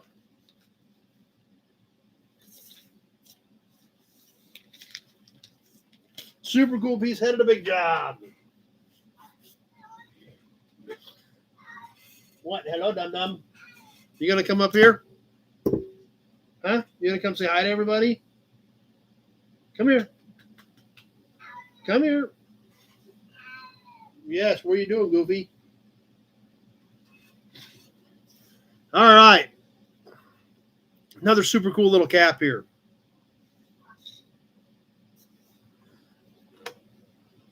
This cat, actually, we just kind of call him Dum Dum. He's a tiger. We just kind of call him Dum Dum. Gray Kitty's still over on the other desk. Yes, hello, Dum Dum. This next cap, 30s era Ford. With the V8 on it. I'm not for sure what year this is. I got it with a big batch of other caps, but they are awesome looking. I love these. I've got some of these that we've set back over the years. Kenny at 10. This is a stainless steel cap on a steel base. The mounting ring is still there. You know, you could paint the V8 kind of that, you know, a Ford blue, and this thing would really pop, and polish it up a little bit, and it would be an amazing wall hanger. The dings and dents in this thing are really pretty minimal. Let's get you a dimension on this thing and then get it on the timer. About 6 3/4. Leo at 15. About 6 3/4 in diameter on this old 30s era Ford V8 cap. Let's kick it off and get it rolling. I've got Leo at 15. Alex at 35.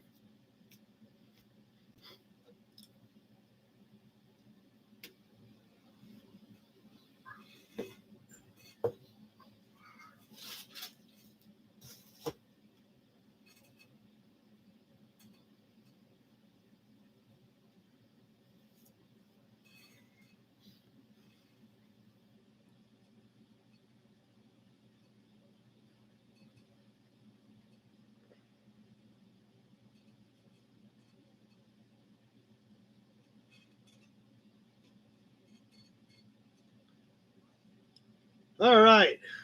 Alex at 35, getting everything lined out for these last few auctions that we've got to go yet tonight.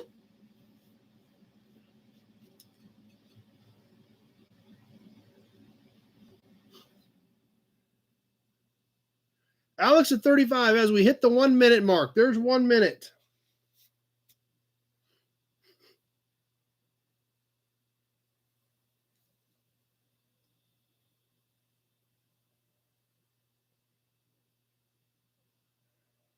Hey, Dum Dum.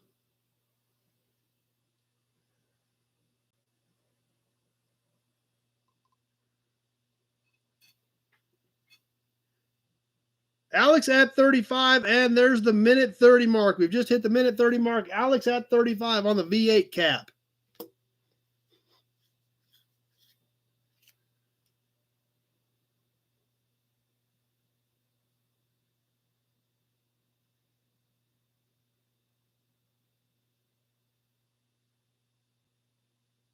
Coming out of the wire, a few seconds left. Alex knock everybody out this time. Pete at 36. And that did it. Alec at 40 at 202.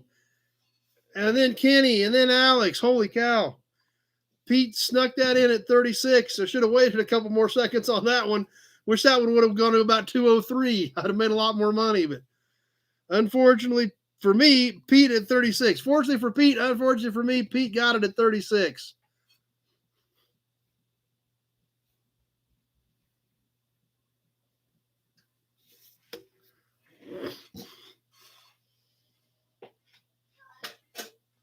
What you doing, Dum Dum?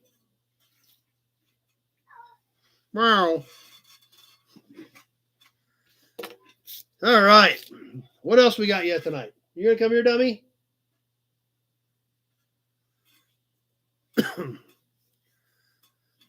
All right. Another badge. We're all a fan of badges. Like these badges. These badges are great. Hey, Dum Dum. I think he's going back out. Yeah, Alec was going for the hubcap trifecta. Yeah. And you almost got it. It was close. This badge was formerly an enamel badge, but most of the enameling is gone. However, since these were actually cast, the metal was cast in it, they look cool even without the enameling in it. Hey, dummy. Yes, you. Hey, goofball.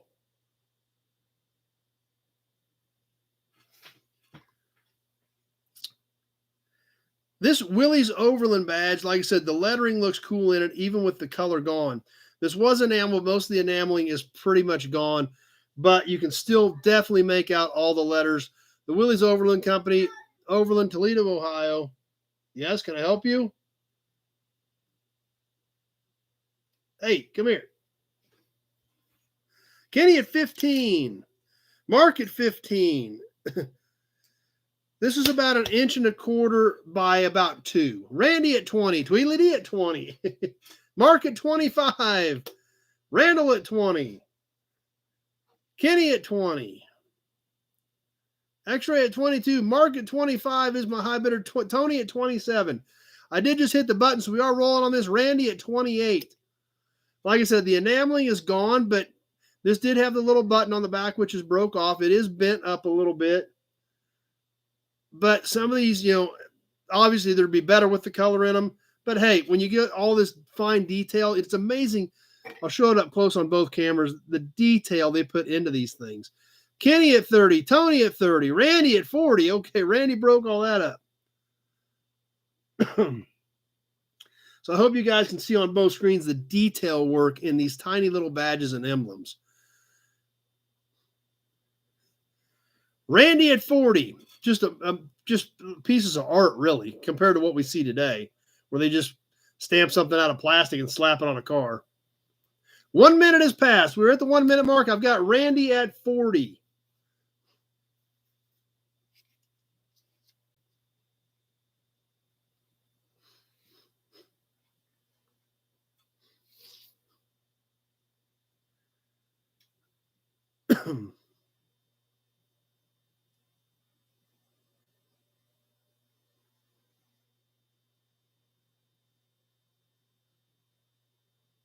And there's the minute 30 mark. Minute 30 has passed. Randy at 40.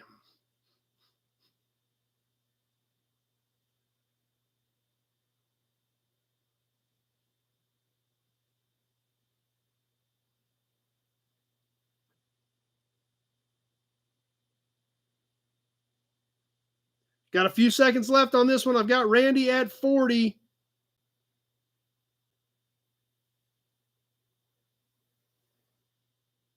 And that did it. Randy at 40.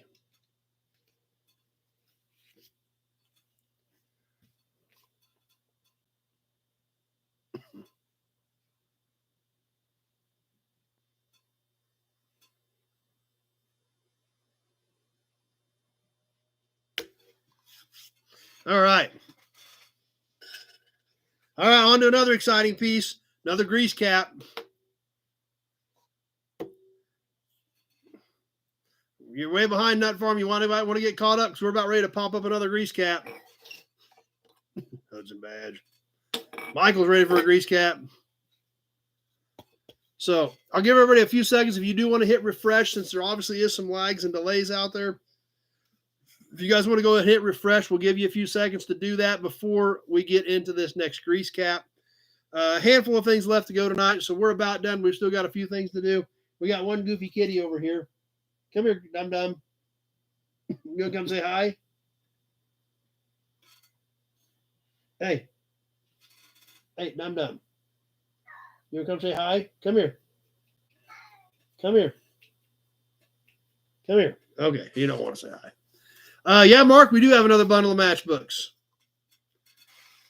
Okay.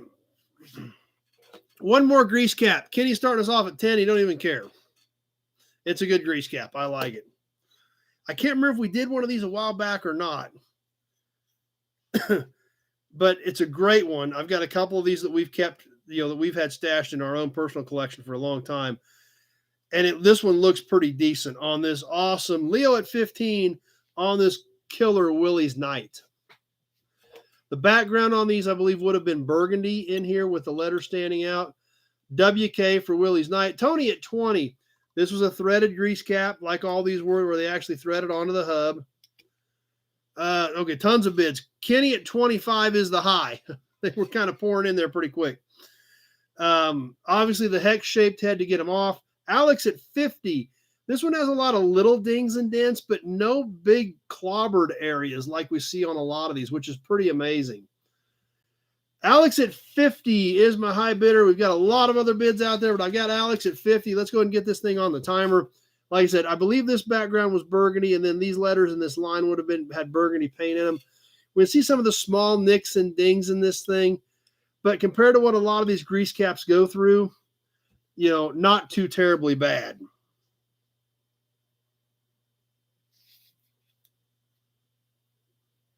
Kenny at 51.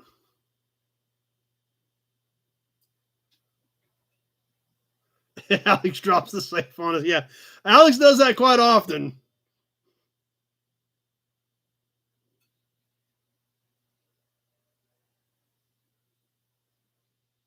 Michael at 55. Then Alex at 55. I had Michael first over here.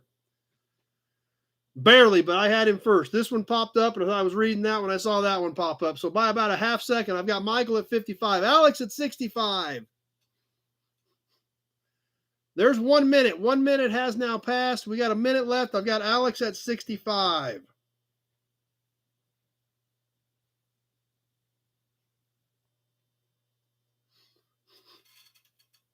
Kenny at 66. Kenny won't leave you alone, Willie Alex.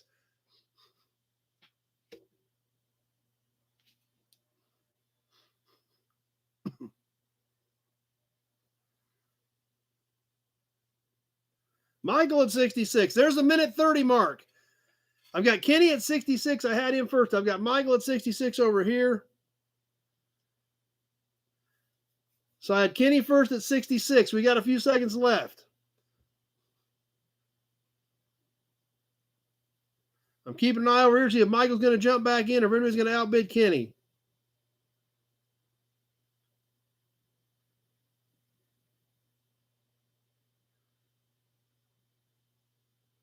And that does it. Kenny at 6. Michael hit the 68, but it was 2 seconds too late. Holy cow. I was sitting there watching for Michael to jump back in. It hit 200, so I went down to turn it off the timer and looked back, and 68 popped up. So Kenny got it at 66, but by like that much, Michael was almost there.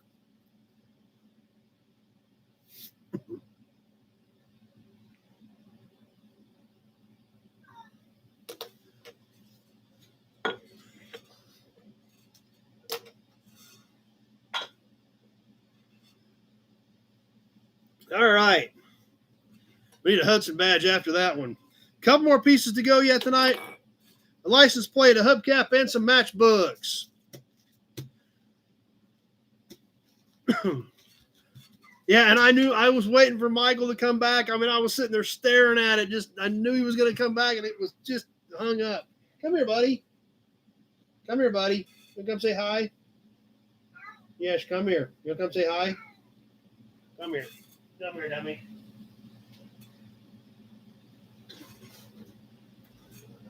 Oh, yes. Here, you want to say hi to everybody? Yes, you want to say hi to everybody? Okay, I'm dumb. I'm a good boy. You don't care, do you? Yeah, you're just kind of like, whatever. Yes, you're a good boy. You want to get back down? You say, what am I doing up here?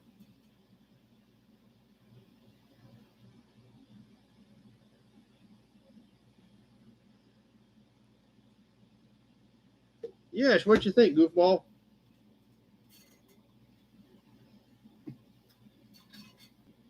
Yes, how are you? Yes, hi.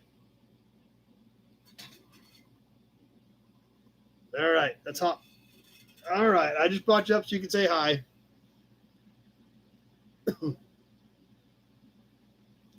All right, you want to hop back down? He's a pretty good cat. He really is. Let's go ahead and hop down, though, so you don't step on something you're not supposed to. There you go. Yeah, he's pretty laid back. He just wasn't quite sure what's going on up here. I've got all the auction boxes piled up here. I got stuff all over the desk. So he was kind of not quite sure what was going on. So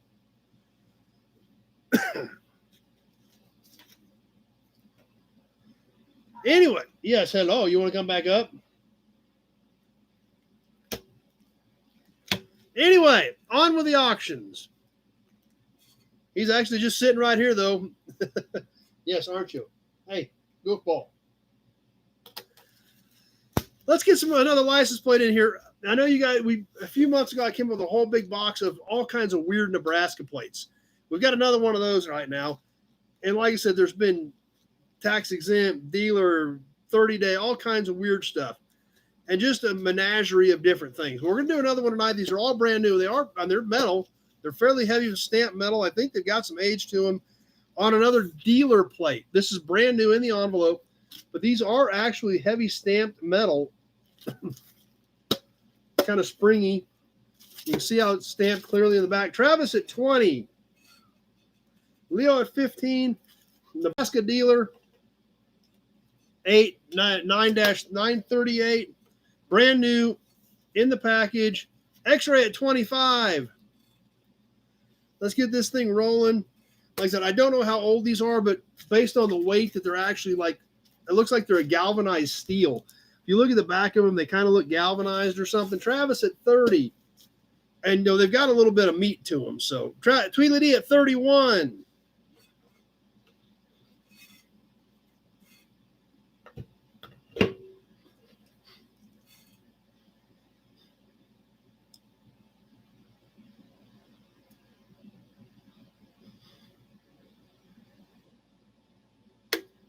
Better have an Auburn badge while we're at it.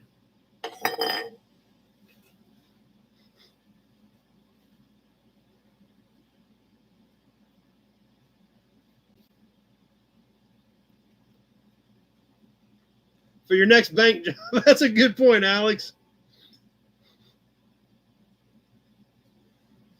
And there's the 1 minute mark. 1 minute has passed. Tweedledee at 31.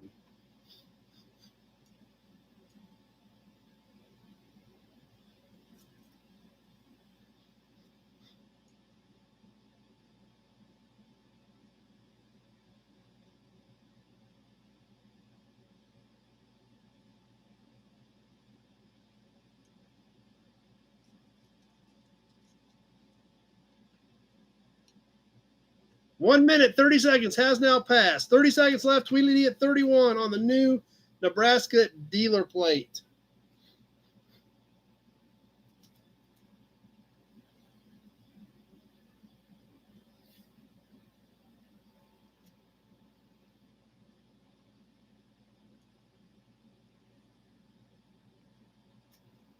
Few seconds left. Tweedledee at 31. We're coming out of the wire. Big Job 40. Travis at 37. And that does it, but Big Job at 40. Leo at 38. Big Job threw the 40 out there and covered up Travis. And Leo's was a little late anyway, but Big Job at 40. Got it done.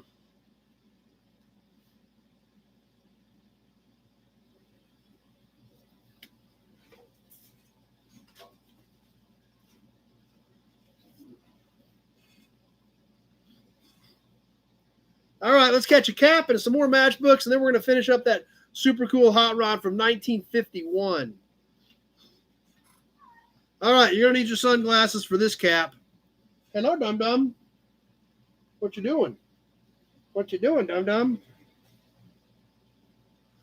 Just forewarning you, you're going to need some sunglasses when we pop up this Plymouth cap from around 1950-ish. Not sure on the exact year.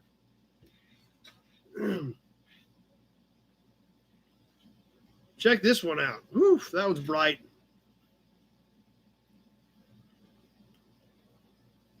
Nut Farm at 30. Michael had a $33 bid over here that just popped up, obviously from the last one. So might want to refresh on Facebook as well for as late as that thing was. Travis at 31. This, like I said, roughly a 1930 Plymouth. This is a metal base cap with a steel base with a chrome cap over it. Chrome has a great shine. We see some dings and dents in it, but overall not bad. This line is stamped in it.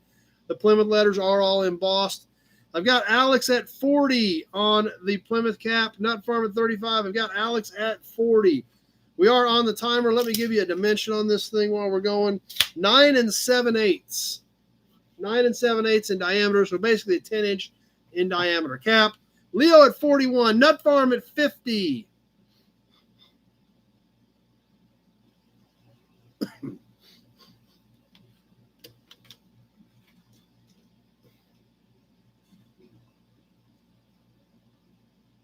What you doing up there, dum-dum?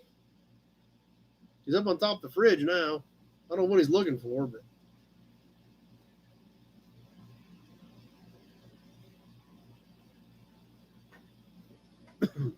Alex at 55.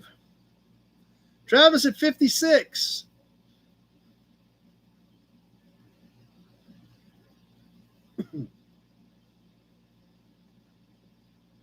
And there's the 1 minute mark. We've passed 1 minute. Alex at 60.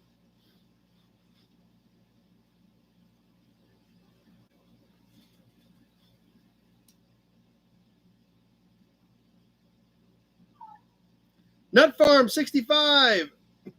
Wow.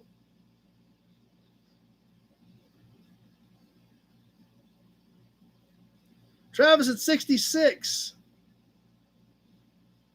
And there's the minute 30 mark. 1 minute, 30 seconds has now passed.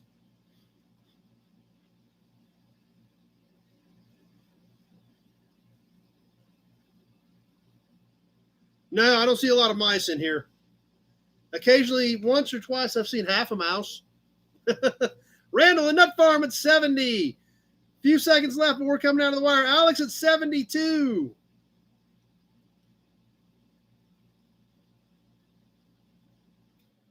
And that does it. Alex at 72.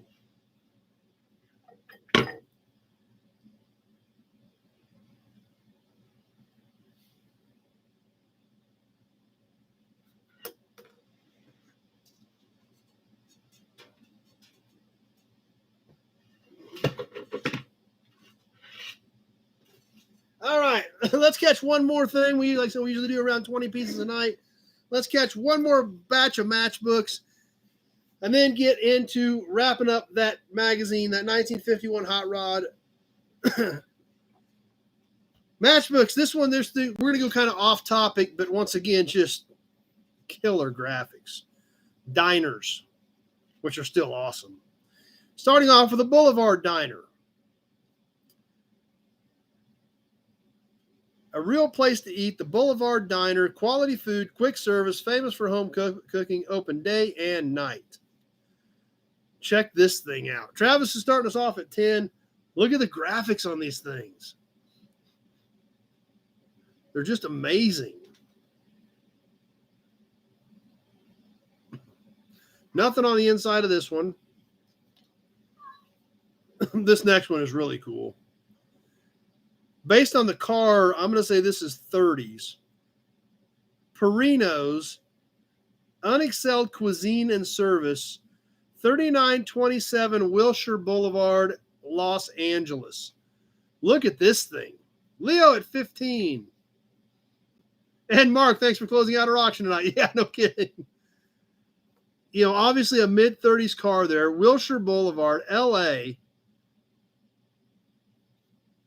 Nothing on the inside of that one either. But, I mean, just talk about literally a matchbook almost taking you back in time with the quality of graphics.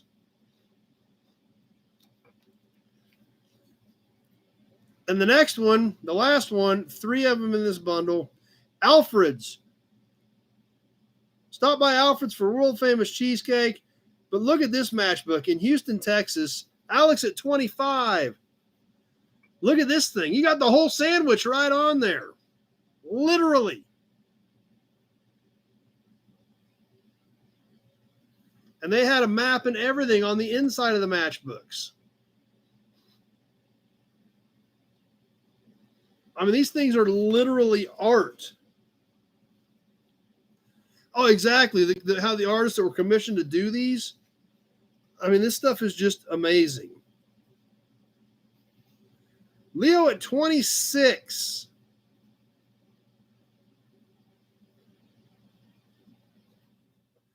All right. Yeah, that's right, Kenny. I'm getting hungry too, actually, come to think of it. There you go. All 3 of them, just killer graphics. The dining car, Wilshire Boulevard in LA, the whole sandwich, literally the whole sandwich and everything. Hey, Dum Dum.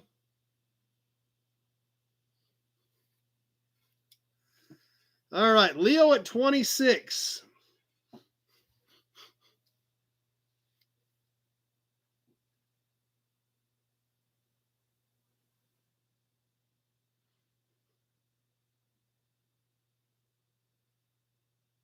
Kenny's digging them. Yeah, I mean, this stuff is just so cool. Doesn't even have to be cars on these. Duck, yeah. Alex at 30.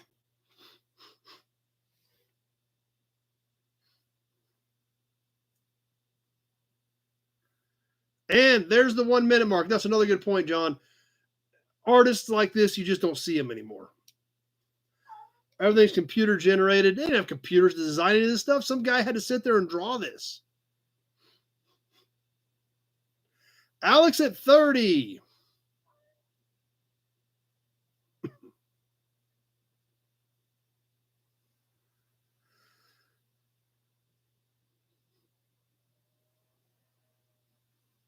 And there's the minute 30 mark. 1 minute, 30 seconds has passed. Alex at 30 is my high bidder as we get ready to wrap up tonight's auctions.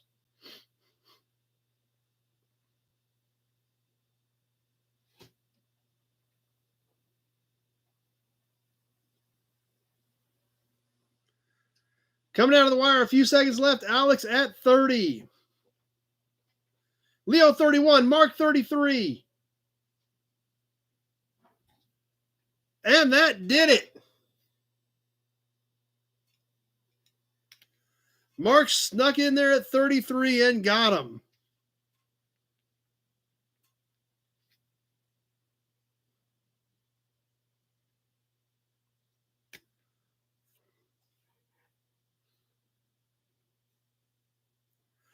But you're right, Kenny. I am now hungry. I hadn't thought of that when I pulled these matchbooks out, but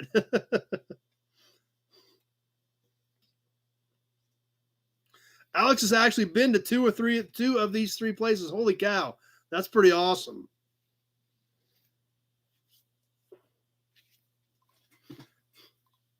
All right. Well, thanks for playing tonight, everybody.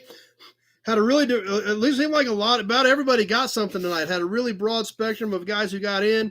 Had some new bidders tonight, which is always awesome. Thanks for playing along, guys, if it was your first time. And we do this every week, and it's a ton of fun. So super excited about the auction tonight and super excited about what is going to be heading to your guys' collections this week.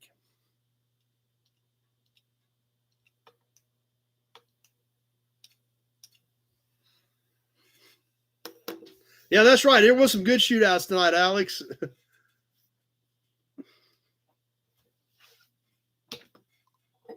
Auburn badge.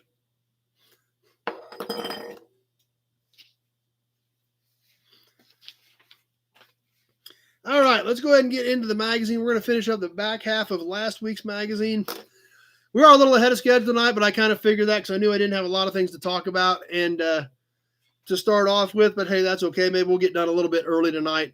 But you never know. Let's see what happens when we get into tonight's magazine. Once again, we're in December of 1951 with the iconic Hot Rod magazine. Cover price of 25 cents, the Christmas edition.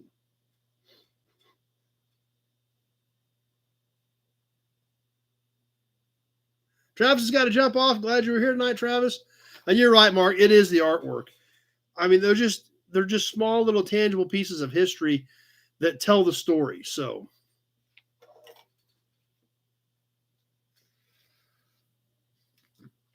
so we're going to get into the magazine tonight. Only a couple of articles since we're kind of in the back half. Obviously, that's something else we've got to remember, and something that kind of surprised me is the back half of the magazine was primarily the finish ups of the earlier articles, which we see that a lot, but in 1951 there was a lot of it. So that's something else we got to think about when we look at these magazines from a different place and a different time. Even how the layout was. So like I said, there's just going to be a few articles tonight because the rest of them were the follow-ups to the earlier articles. But because of that, what they did is there's a ton of cool ads, tons and tons of ads. So a couple things that we want to check out. And then we're going to get into the ads. Starting off with the Hot Rod of the Month. And like we ran into last week, this magazine is starting to fall apart, so I've got to be very careful with it, so please bear with me. When was the last time art adorned the cover of Hot Rod? That I couldn't tell you. The Hot Rod of the Month for 1951, though, Burbank Builders trim a V8 for town and traps. So once again, V8 conversions, big deal in 51. Do I have any 60 Chevys? I've got some. Just depends on what kind of 60 you've got, what you need, Tom. Stan Hartle and El Mirage. Stan earned the right to carry number 53 this season by virtue of consistently fast times. Lower rear body panel under the deck lid has been raised to the level of vertical taillights, so the car resembles a 32. This is a flathead swapped Model A Roadster body. Check this thing out. The Hot Rod of the Month in 1951.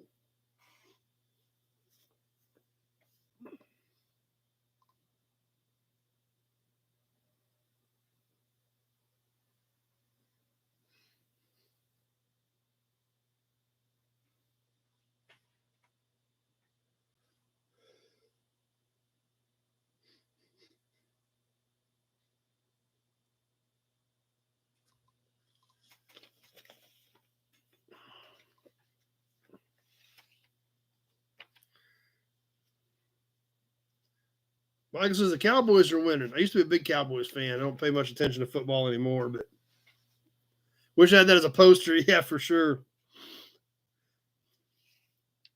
Something else kind of different in that era, the Cal Neva Road Run is what they called this, twisting and sliding through 16 turns within the circuit of an 0.8 mile course. So this was actually driving them on a dirt course. Just a 2-page spread, but some cool action shots. Now, obviously something a lot different than what we're used to. A lot of these cars were built for drag racing. This was somewhat of a dirt road course with 1951 technology, 1951 tires, 1951 suspension, or complete lack thereof. So check out these action shots from the Cal Nevada I'm sure it stood for California, Nevada road run. Handling, not speed, pays off in this type of event. Check these pictures out. See, this thing's falling apart. I got to be careful. So check these pictures out, and then think about those guys are doing that on bias ply tires with basically no suspension. I bet that was a handful back then.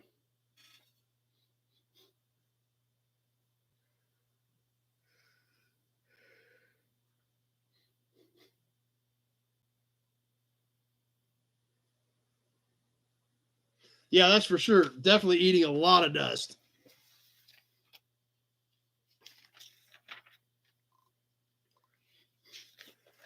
Now, the next couple pages, I'm going to show you the pictures, but I'm going to read some of this detail to you because they're small pictures.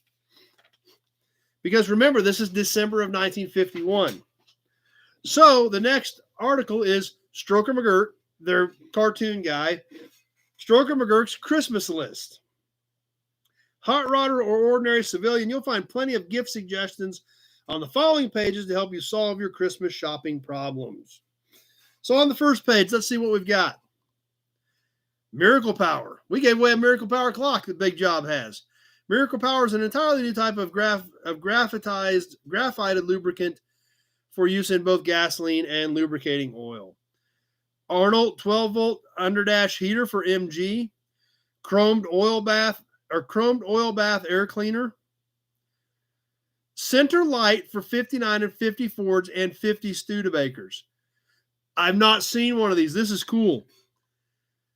Sealed beam unit, available in fog or clear. Shell is chromed. All parts guaranteed against defects in materials and workmanship. Steering light lists for $9.95. Stationary light lists for $6.95. These are available from Gotha Automotive Specialists. So I'm going to show you this first page, and because like I said, there's 3 pages of Christmas ideas. So the Marvel Inverse Oiler, Marvel Mystery Oil directly into the upper part of the engine. So let's check out a few of these things. Stroker McGurk's Christmas list for 1951.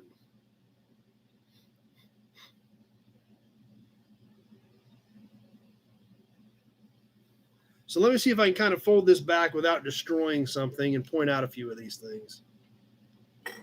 Here is the light. Center mounted light for 4950 Fords, which obviously had the big bullet in the middle of the grill, or the 50 Studebaker, which had the bullet in the middle of the grill. And you could get one that turned for $9.95. I have not seen one of those, but that would be a cool accessory to stumble across.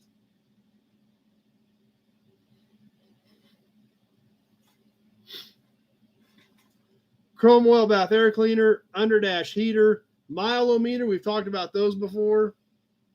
Marvel Mystery Oiler. And of course, pistons, exhaust, ignition, cams.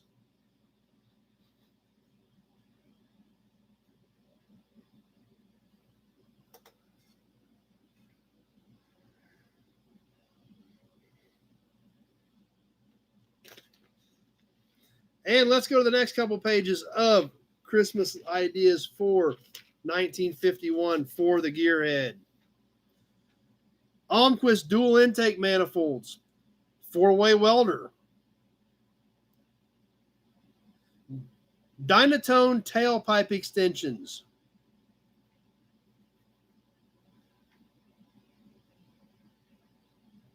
All kinds of more cool stuff. Dynatone tailpipe extensions are a competition line of the Dynatone Deep Mellow Tone Muffler. There are 5 original designs: Hornet, Diplomat, Aristocrat, Firefly, and Wasp, designed to fit any car, permanent rattle-proof installation.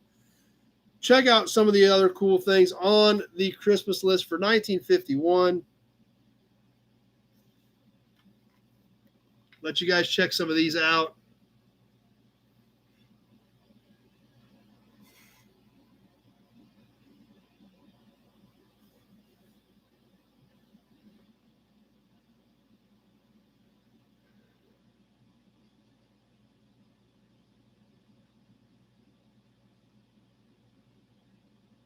That's right, Kevin. All this stuff is way cooler than a new pack of underwear. That's for sure. And on the last page of Christmas lists, deluxe motor minder, chrome engine accessory set, stylized emblem company.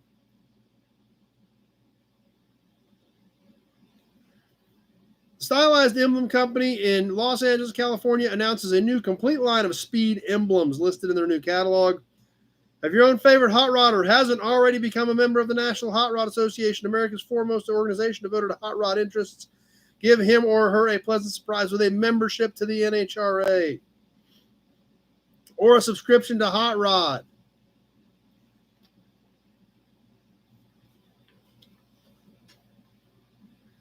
All right. Check out these Christmas gifts. Membership or subscription to Hot Rod, membership to the NHRA, the Emblem Company with Lady Luck.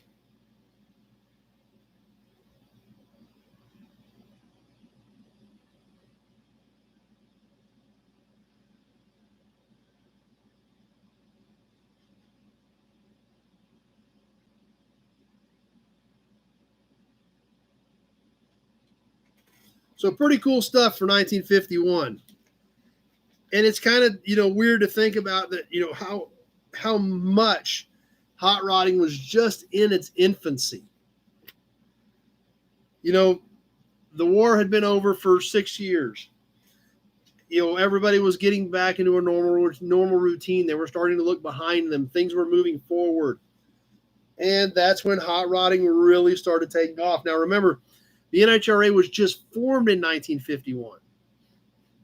So that was literally your charter memberships almost right there. So like I said, that's about all they had for articles other than the ends of other articles. We got a ton of cool ads to check out. So let's start getting into some of those ads. And shockingly, as we turn the page from the Christmas lists, guess what we start to see? How about the MG heaters, the Arnold 12-volt heater? How about an application for membership to the National Hot Rod Association? Wow, those ads happen to be on the next page. Huh, funny how that worked out.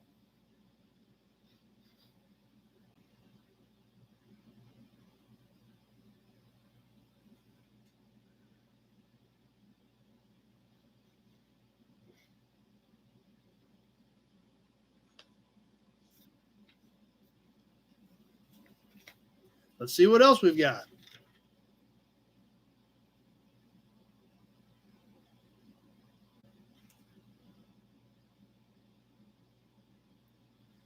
Well, I bet this sold a lot of coils. Parts with appeal. Substituting for Santa, Miss Joanne Gilbert shows how to add spark to your Christmas holiday driving enjoyment with a new style chrome-finned, oil-filled ignition coil. Pretty racy ad for 1951.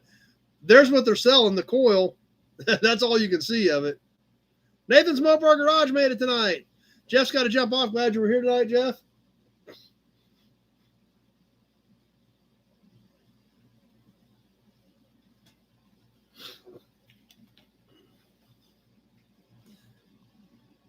The next page, Edelbrock. Edelbrock Equipment Company, Edelbrock Power Speed, put new life in the old buggy with an Edelbrock racing head. Yes, it says head, literally. Famous for rugged design and amazing performance with Edelbrock, you'll enjoy a new kind of power speed in every mile you drive. Edelbrock Model R racing heads for the Ford V8 and Mercury 38 to 48.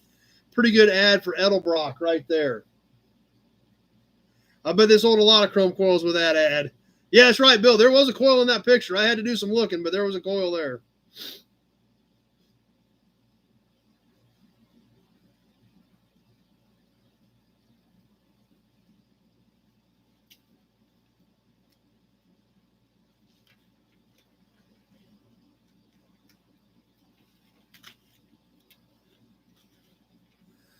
Obviously, exhaust becoming a big thing. Bell Auto Parts, the Bellon exhaust systems. Let's see here. Ford or Mercury V8, 38 to 51. Complete exhaust with mellow tone mufflers, 5250.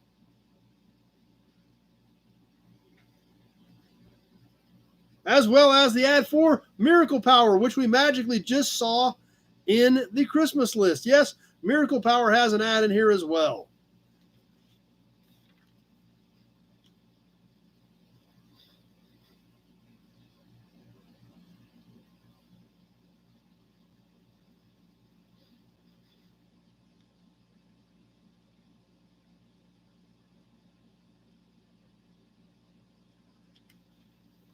And on the next page, more exhaust, brown equal flow headers,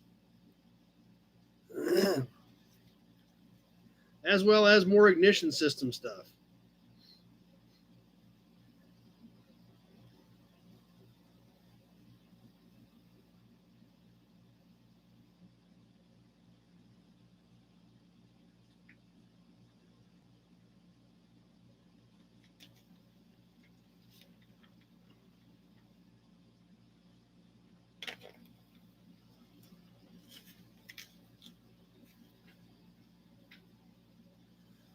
The Weber Tool Company on the next page.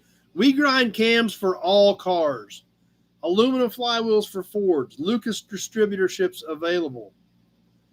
The Weber Tool Company, as well as a new magazine for Cycle.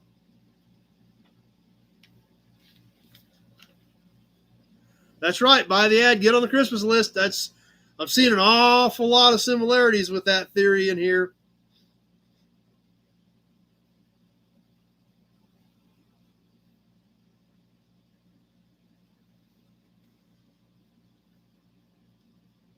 The next ad, full page, Floyd Clymer's popular books. Now, I haven't heard of this. Obviously, this was before my time, but I've heard of the Floyd Clymer books all over, seen them in all these old magazines. I'm sure it probably rings a bell with some of you guys.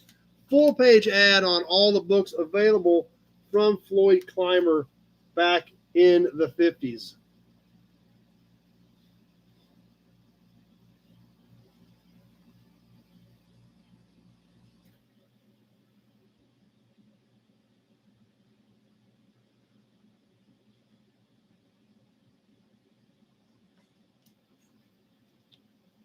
Kenny's got one.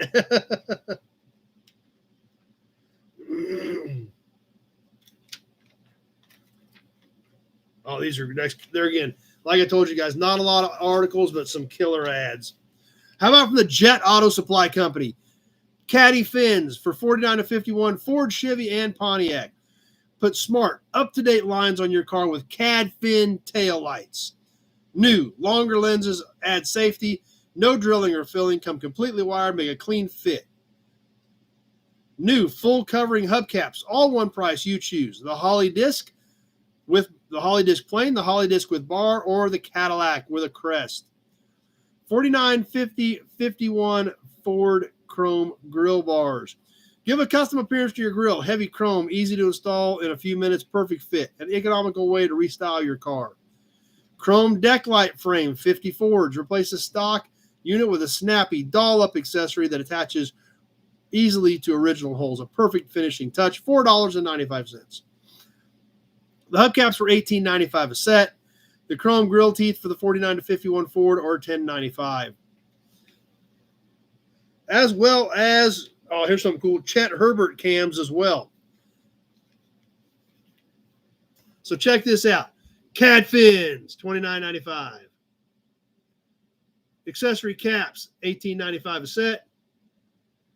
I have not seen any of these, but literally you can see the Ford grill. You could get add-on grill bars for your Ford grill. Kenny says his book has a lot of great info on the early auto manufacturing. That sounds good. And then, of course, the chrome rear deck handle for 50 Fords. And then, of course, Chet Herbert cams at the bottom. Whole lot of coolness on that page. Holy cow, and I'm sitting there staring at the one in front of me, and it's full of cool stuff. I think it just gets better on the next page. The next page is a company that we have talked about before, the Almquist Engineering and Manufacturing Company of Milford, PA, one of the world's largest racing equipment suppliers. Exhaust headers, high-speed dual manifold, dual carburation, custom heads, carb adapters, racing cams. From Almquist. Did I not tell you guys the ads were going to be killer?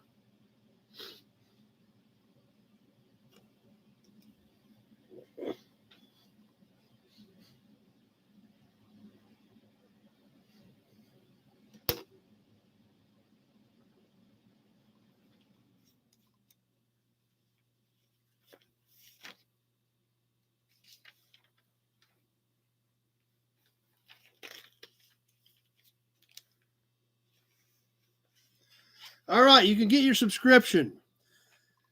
The year-round Christmas gift, a Christmas present every month for an entire year. Special Christmas rates for Hot Rod. 1 year subscription, $3. Each additional 1 year subscription, $2. 1 year subscription for $3, 2 for $5, 3 for $7, 4 for $9. This special offer applies to both Hot Rod and Motor Trend. On this coupon, please specify the magazine desired and check which gifts are new and which are extensions. So $3 or $3 and then $2 for each additional year for your Hot Rod subscription in 1951. Kenny's digging the ads. Like I told you guys, I was hoping you guys going to get excited about it. So I was looking at them last night. I was like, wow, there's a lot of great ads in here.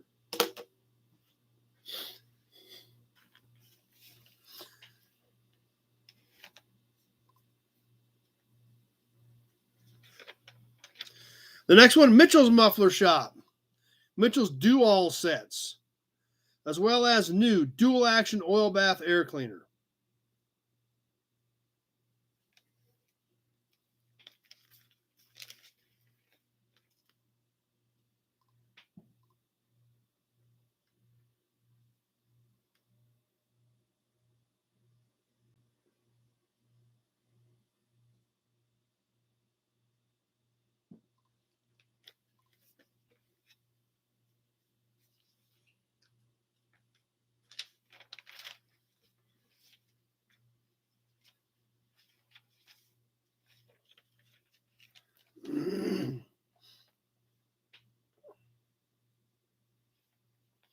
All right, let's check this one out. Full page ad from Shell Auto Parts.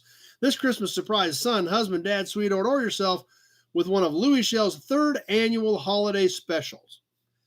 Check the Shell special kit that fits your needs best. Kit number 1, Equiflow exhaust systems. Kit number 2, 4 barrels. Semi or 3/4 reground cam with 8 adjustable tappets and matched metal timing vinegar gear set. A, B, or C 4-cylinder Fords. Kit number 3 for 37 to 51 Chevrolet. Dual intake manifold with all linkage, acceleration grind camshaft with dual point conversion kit. Okay. So 37 to 51 Chevy 6-cylinder. Dual intake manifold with linkage. Does not say carbs. Acceleration grind cam and dual point conversion kit. $75. Kit number 4, 37 to 51 Plymouth. This would have been a flathead 6. Dual intake manifold with all linkage, finned aluminum head with chrome nut covers, $85. Kit number 5, single downdraft manifold with V8 carburetor, chrome deluxe air cleaner and linkage. Kit number 6, V8 Merc 32 to 51. High compression finned heads, dual manifold, dual ignition, chrome air cleaners and covers, gas lines, and linkage. $155. All available from the Shell Auto Parts Company in Los Angeles, California. All these specific kits, I was just reading through it right here in this segment for Christmas of 51. Tweet the D's back.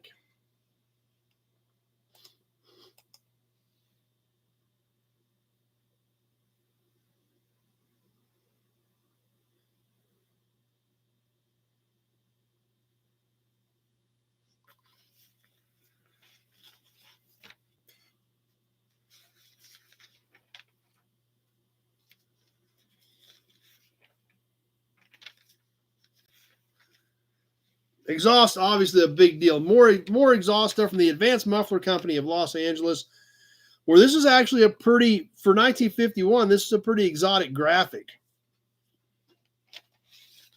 Check this one out. Actually was that a 49 Ford? Well, then actually they cut it away and showed the headers and the exhaust system flowing through the car. For its time, that was a pretty high-tech ad.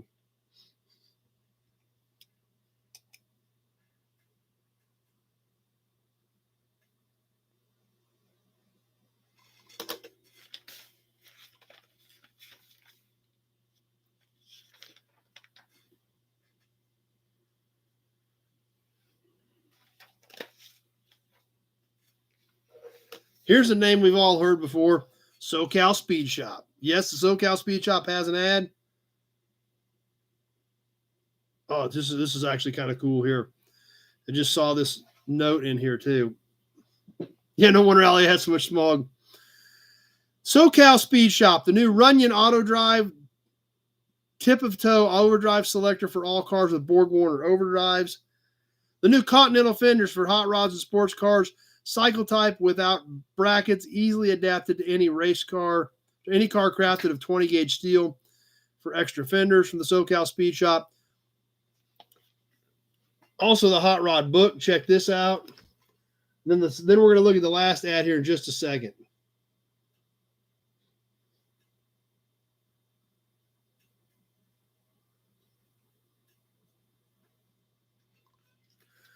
When we're used to getting online and just clicking a couple of buttons and things showing up, Leo's got to jump off. Glad you were on tonight, Leo. The new Spalding ignition for Cadillac, overhead valve V8, Chrysler V8, Olds V8, Studebaker V8, Buick 49 to 50 V8, Studebaker V8, Buick 49 to 51 Ford V8, 49 to 51 Mercury, Pontiac 8, and Packard 8. New Super 2-coil 4-lobe cam racing ignition to give your car the performance you want and expect. These ignitions incorporate automatic advance plus ball bearing mounted vacuum control. All ignitions built from new genuine parts. Spalding custom cams. Tom Spalding, Monrovia, California. Now, what's cool about this is whoever had this magazine ordered it. They ordered that Spalding ignition system right here. It says they sent it in April of 1952 to Tom Spalding from the Spalding Custom Cam Company. So little handwritten notes in here from whoever had this magazine back in 52 and he wanted to order one of those ignition systems. Kind of puts a little different spin on things.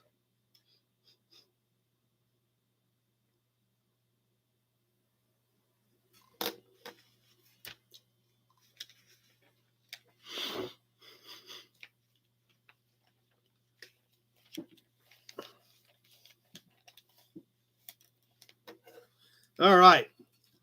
New Bonneville record with Clark Header equipment. The Clark Header Company, records at Salinas and Santa Ana, as well as the Nixon Engineering Company, GMC dual and triple manifolds, Chevrolet dual manifolds, as well as the Renters Use Stay Lube motor oil. And that's a great can as well. I do not have that can. I would sure like to have one of those cans for my collection. But obviously, the new Bonneville records with the Clark Header Company, the Nixon Engineering manifold set, and this is a great can from Laird's, the Stay Lube Racing. I do not have that quart. I've seen it before. I would like to have one of those. Bill, this has to jump off. Glad you were here tonight, Bill.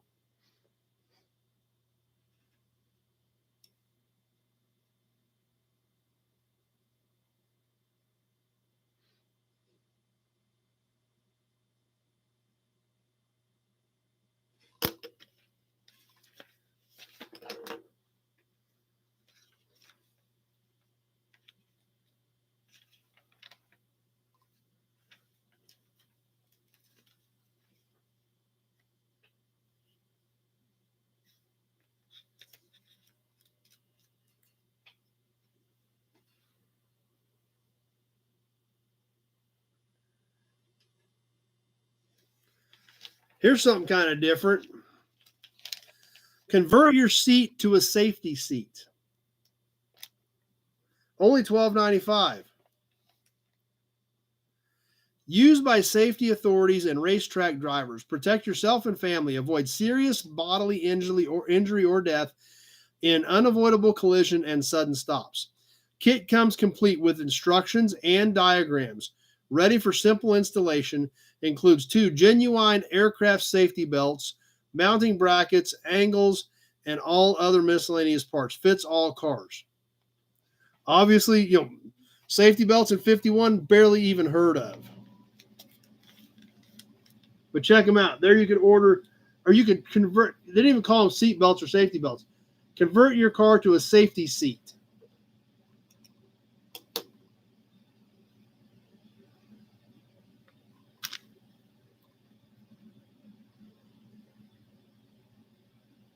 Glue, duct tape, staples. Yep. It was kind of ahead of its time for 1951.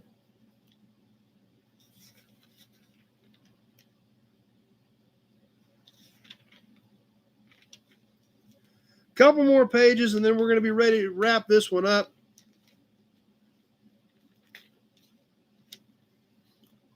More mufflers from the Porter Muffler Manufacturing Company. Holy cow, a ton of exhaust ads in here.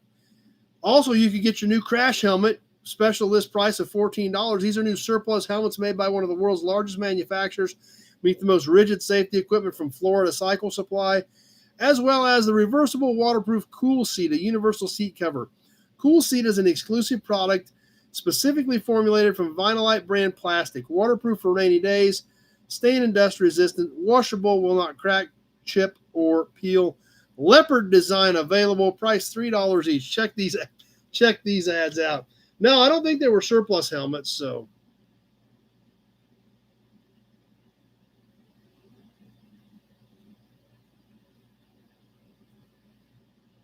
Today we build America's warehouses for foreign products. That's a good point, Big Job. That's an excellent point.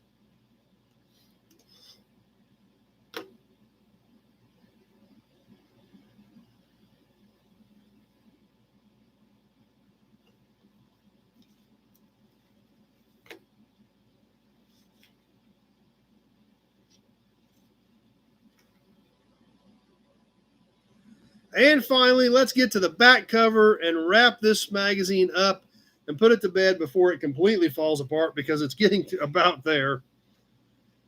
Once again, exhaust from the Douglas Muffler Company in Alhambra, California. They really went all out with the Douglas steel pack mufflers. All kinds of graphics in here. Once again, all black and white, but a full page ad. Had no idea exhaust was that big of a deal in 1951.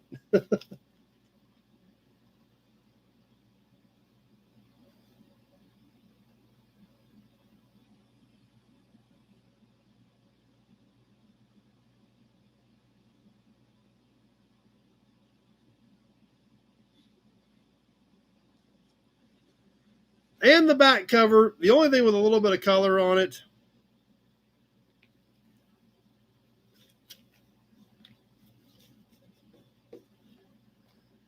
Power Supreme Grant piston rings, attained by scientifically designed Grant piston rings. Power Supreme Grant precision rings are the result of research and development to obtain outstanding endurance at high speed and precision fit to retain a high standard of compression. Grant piston rings squeeze out the nth degree of power, are built to withstand the Supreme test. That is why thousands of car and truck owners purchase these same rings and benefit power gain.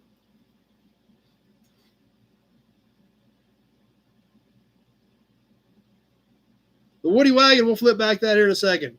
There's the back cover, Grant rings.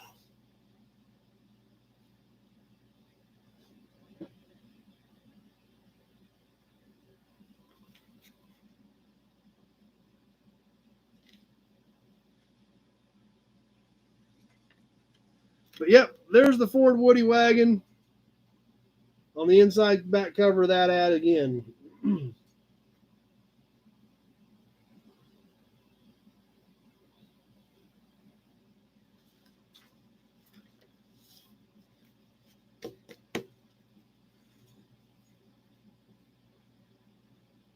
Yep, I don't blame you there. Do not blame me a bit, Kenny, because I'm kind of got the munchies too. But that wraps up the super cool December 1951 issue of Hot Rod Magazine. I better put this thing back in the drawer before it completely falls apart. But there again, we don't find a lot of these early ones. So that definitely kind of puts things in a little different perspective. But that's what's great about doing these old magazines. That's how we learn that perspective.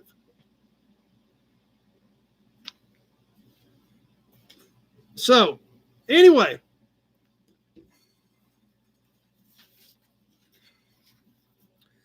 I guess that pretty much wraps us up for episode number 179. That's kind of crazy, too. I just tweeted the truth to you, almost to 200. So it's crazy to think that 180s next week and we're all still here.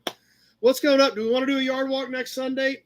I think that's probably going to be next Sunday is probably about the only time I'm going to have to do it. Next Saturday or Sunday, unless we want to do it during the week before the auction gets started.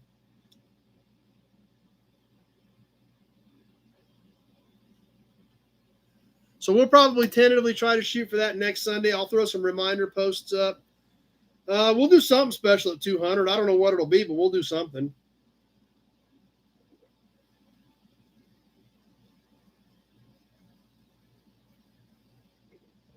Still got a few months to go before we get to that point. But what's coming up? Michael enjoyed the magazine as well. I broke my microphone last week doing auction cars, but fortunately it was real calm yesterday morning, so I did a couple of new inventory videos while it was calm out yesterday. So I'll have a couple of new inventory videos. These little things here, they have one little ear that plugs into your phone, and if you drop it, boom, it pops right off. Anyway, Dean says definitely yard walk on Sunday. Good time to call me tomorrow. Yeah, I'll be around tomorrow. I've got some things going on. I don't know if Brian's going to get here tomorrow or not, since I have not heard from him and he obviously wasn't on. But yeah, I'll be around tomorrow, Pete. Not a problem. So I've got a few new inventory videos shot, a couple of pickups. Still got Pioneer Village stuff in the can. I'll keep feeding you some of that. I did leave Will a voicemail the other day from Pioneer Village, so maybe I'll get a hold of him this week, and we'll have some more feedback from Pioneer Village on how things are going there. I'll probably start maybe a little before 10 Tweedledee. I'll probably start around 10. Probably that 10 window. Yeah, that's probably a good idea. It'll be a little cooler. Middle of summer, you can't really start that late because we'll run out of time. We'll get too hot and phone will overheat. But yeah, we'll shoot for that 9:30, 10 o'clock window next week, Tweedledee. So we'll definitely shoot for that. Try to squeeze a yard walk in next Sunday. So tell your friends. I'll post on both Facebook and YouTube. And in fact, I may jump on Facebook for 10 minutes or so to let everybody know on Facebook that we're getting ready to go live on YouTube.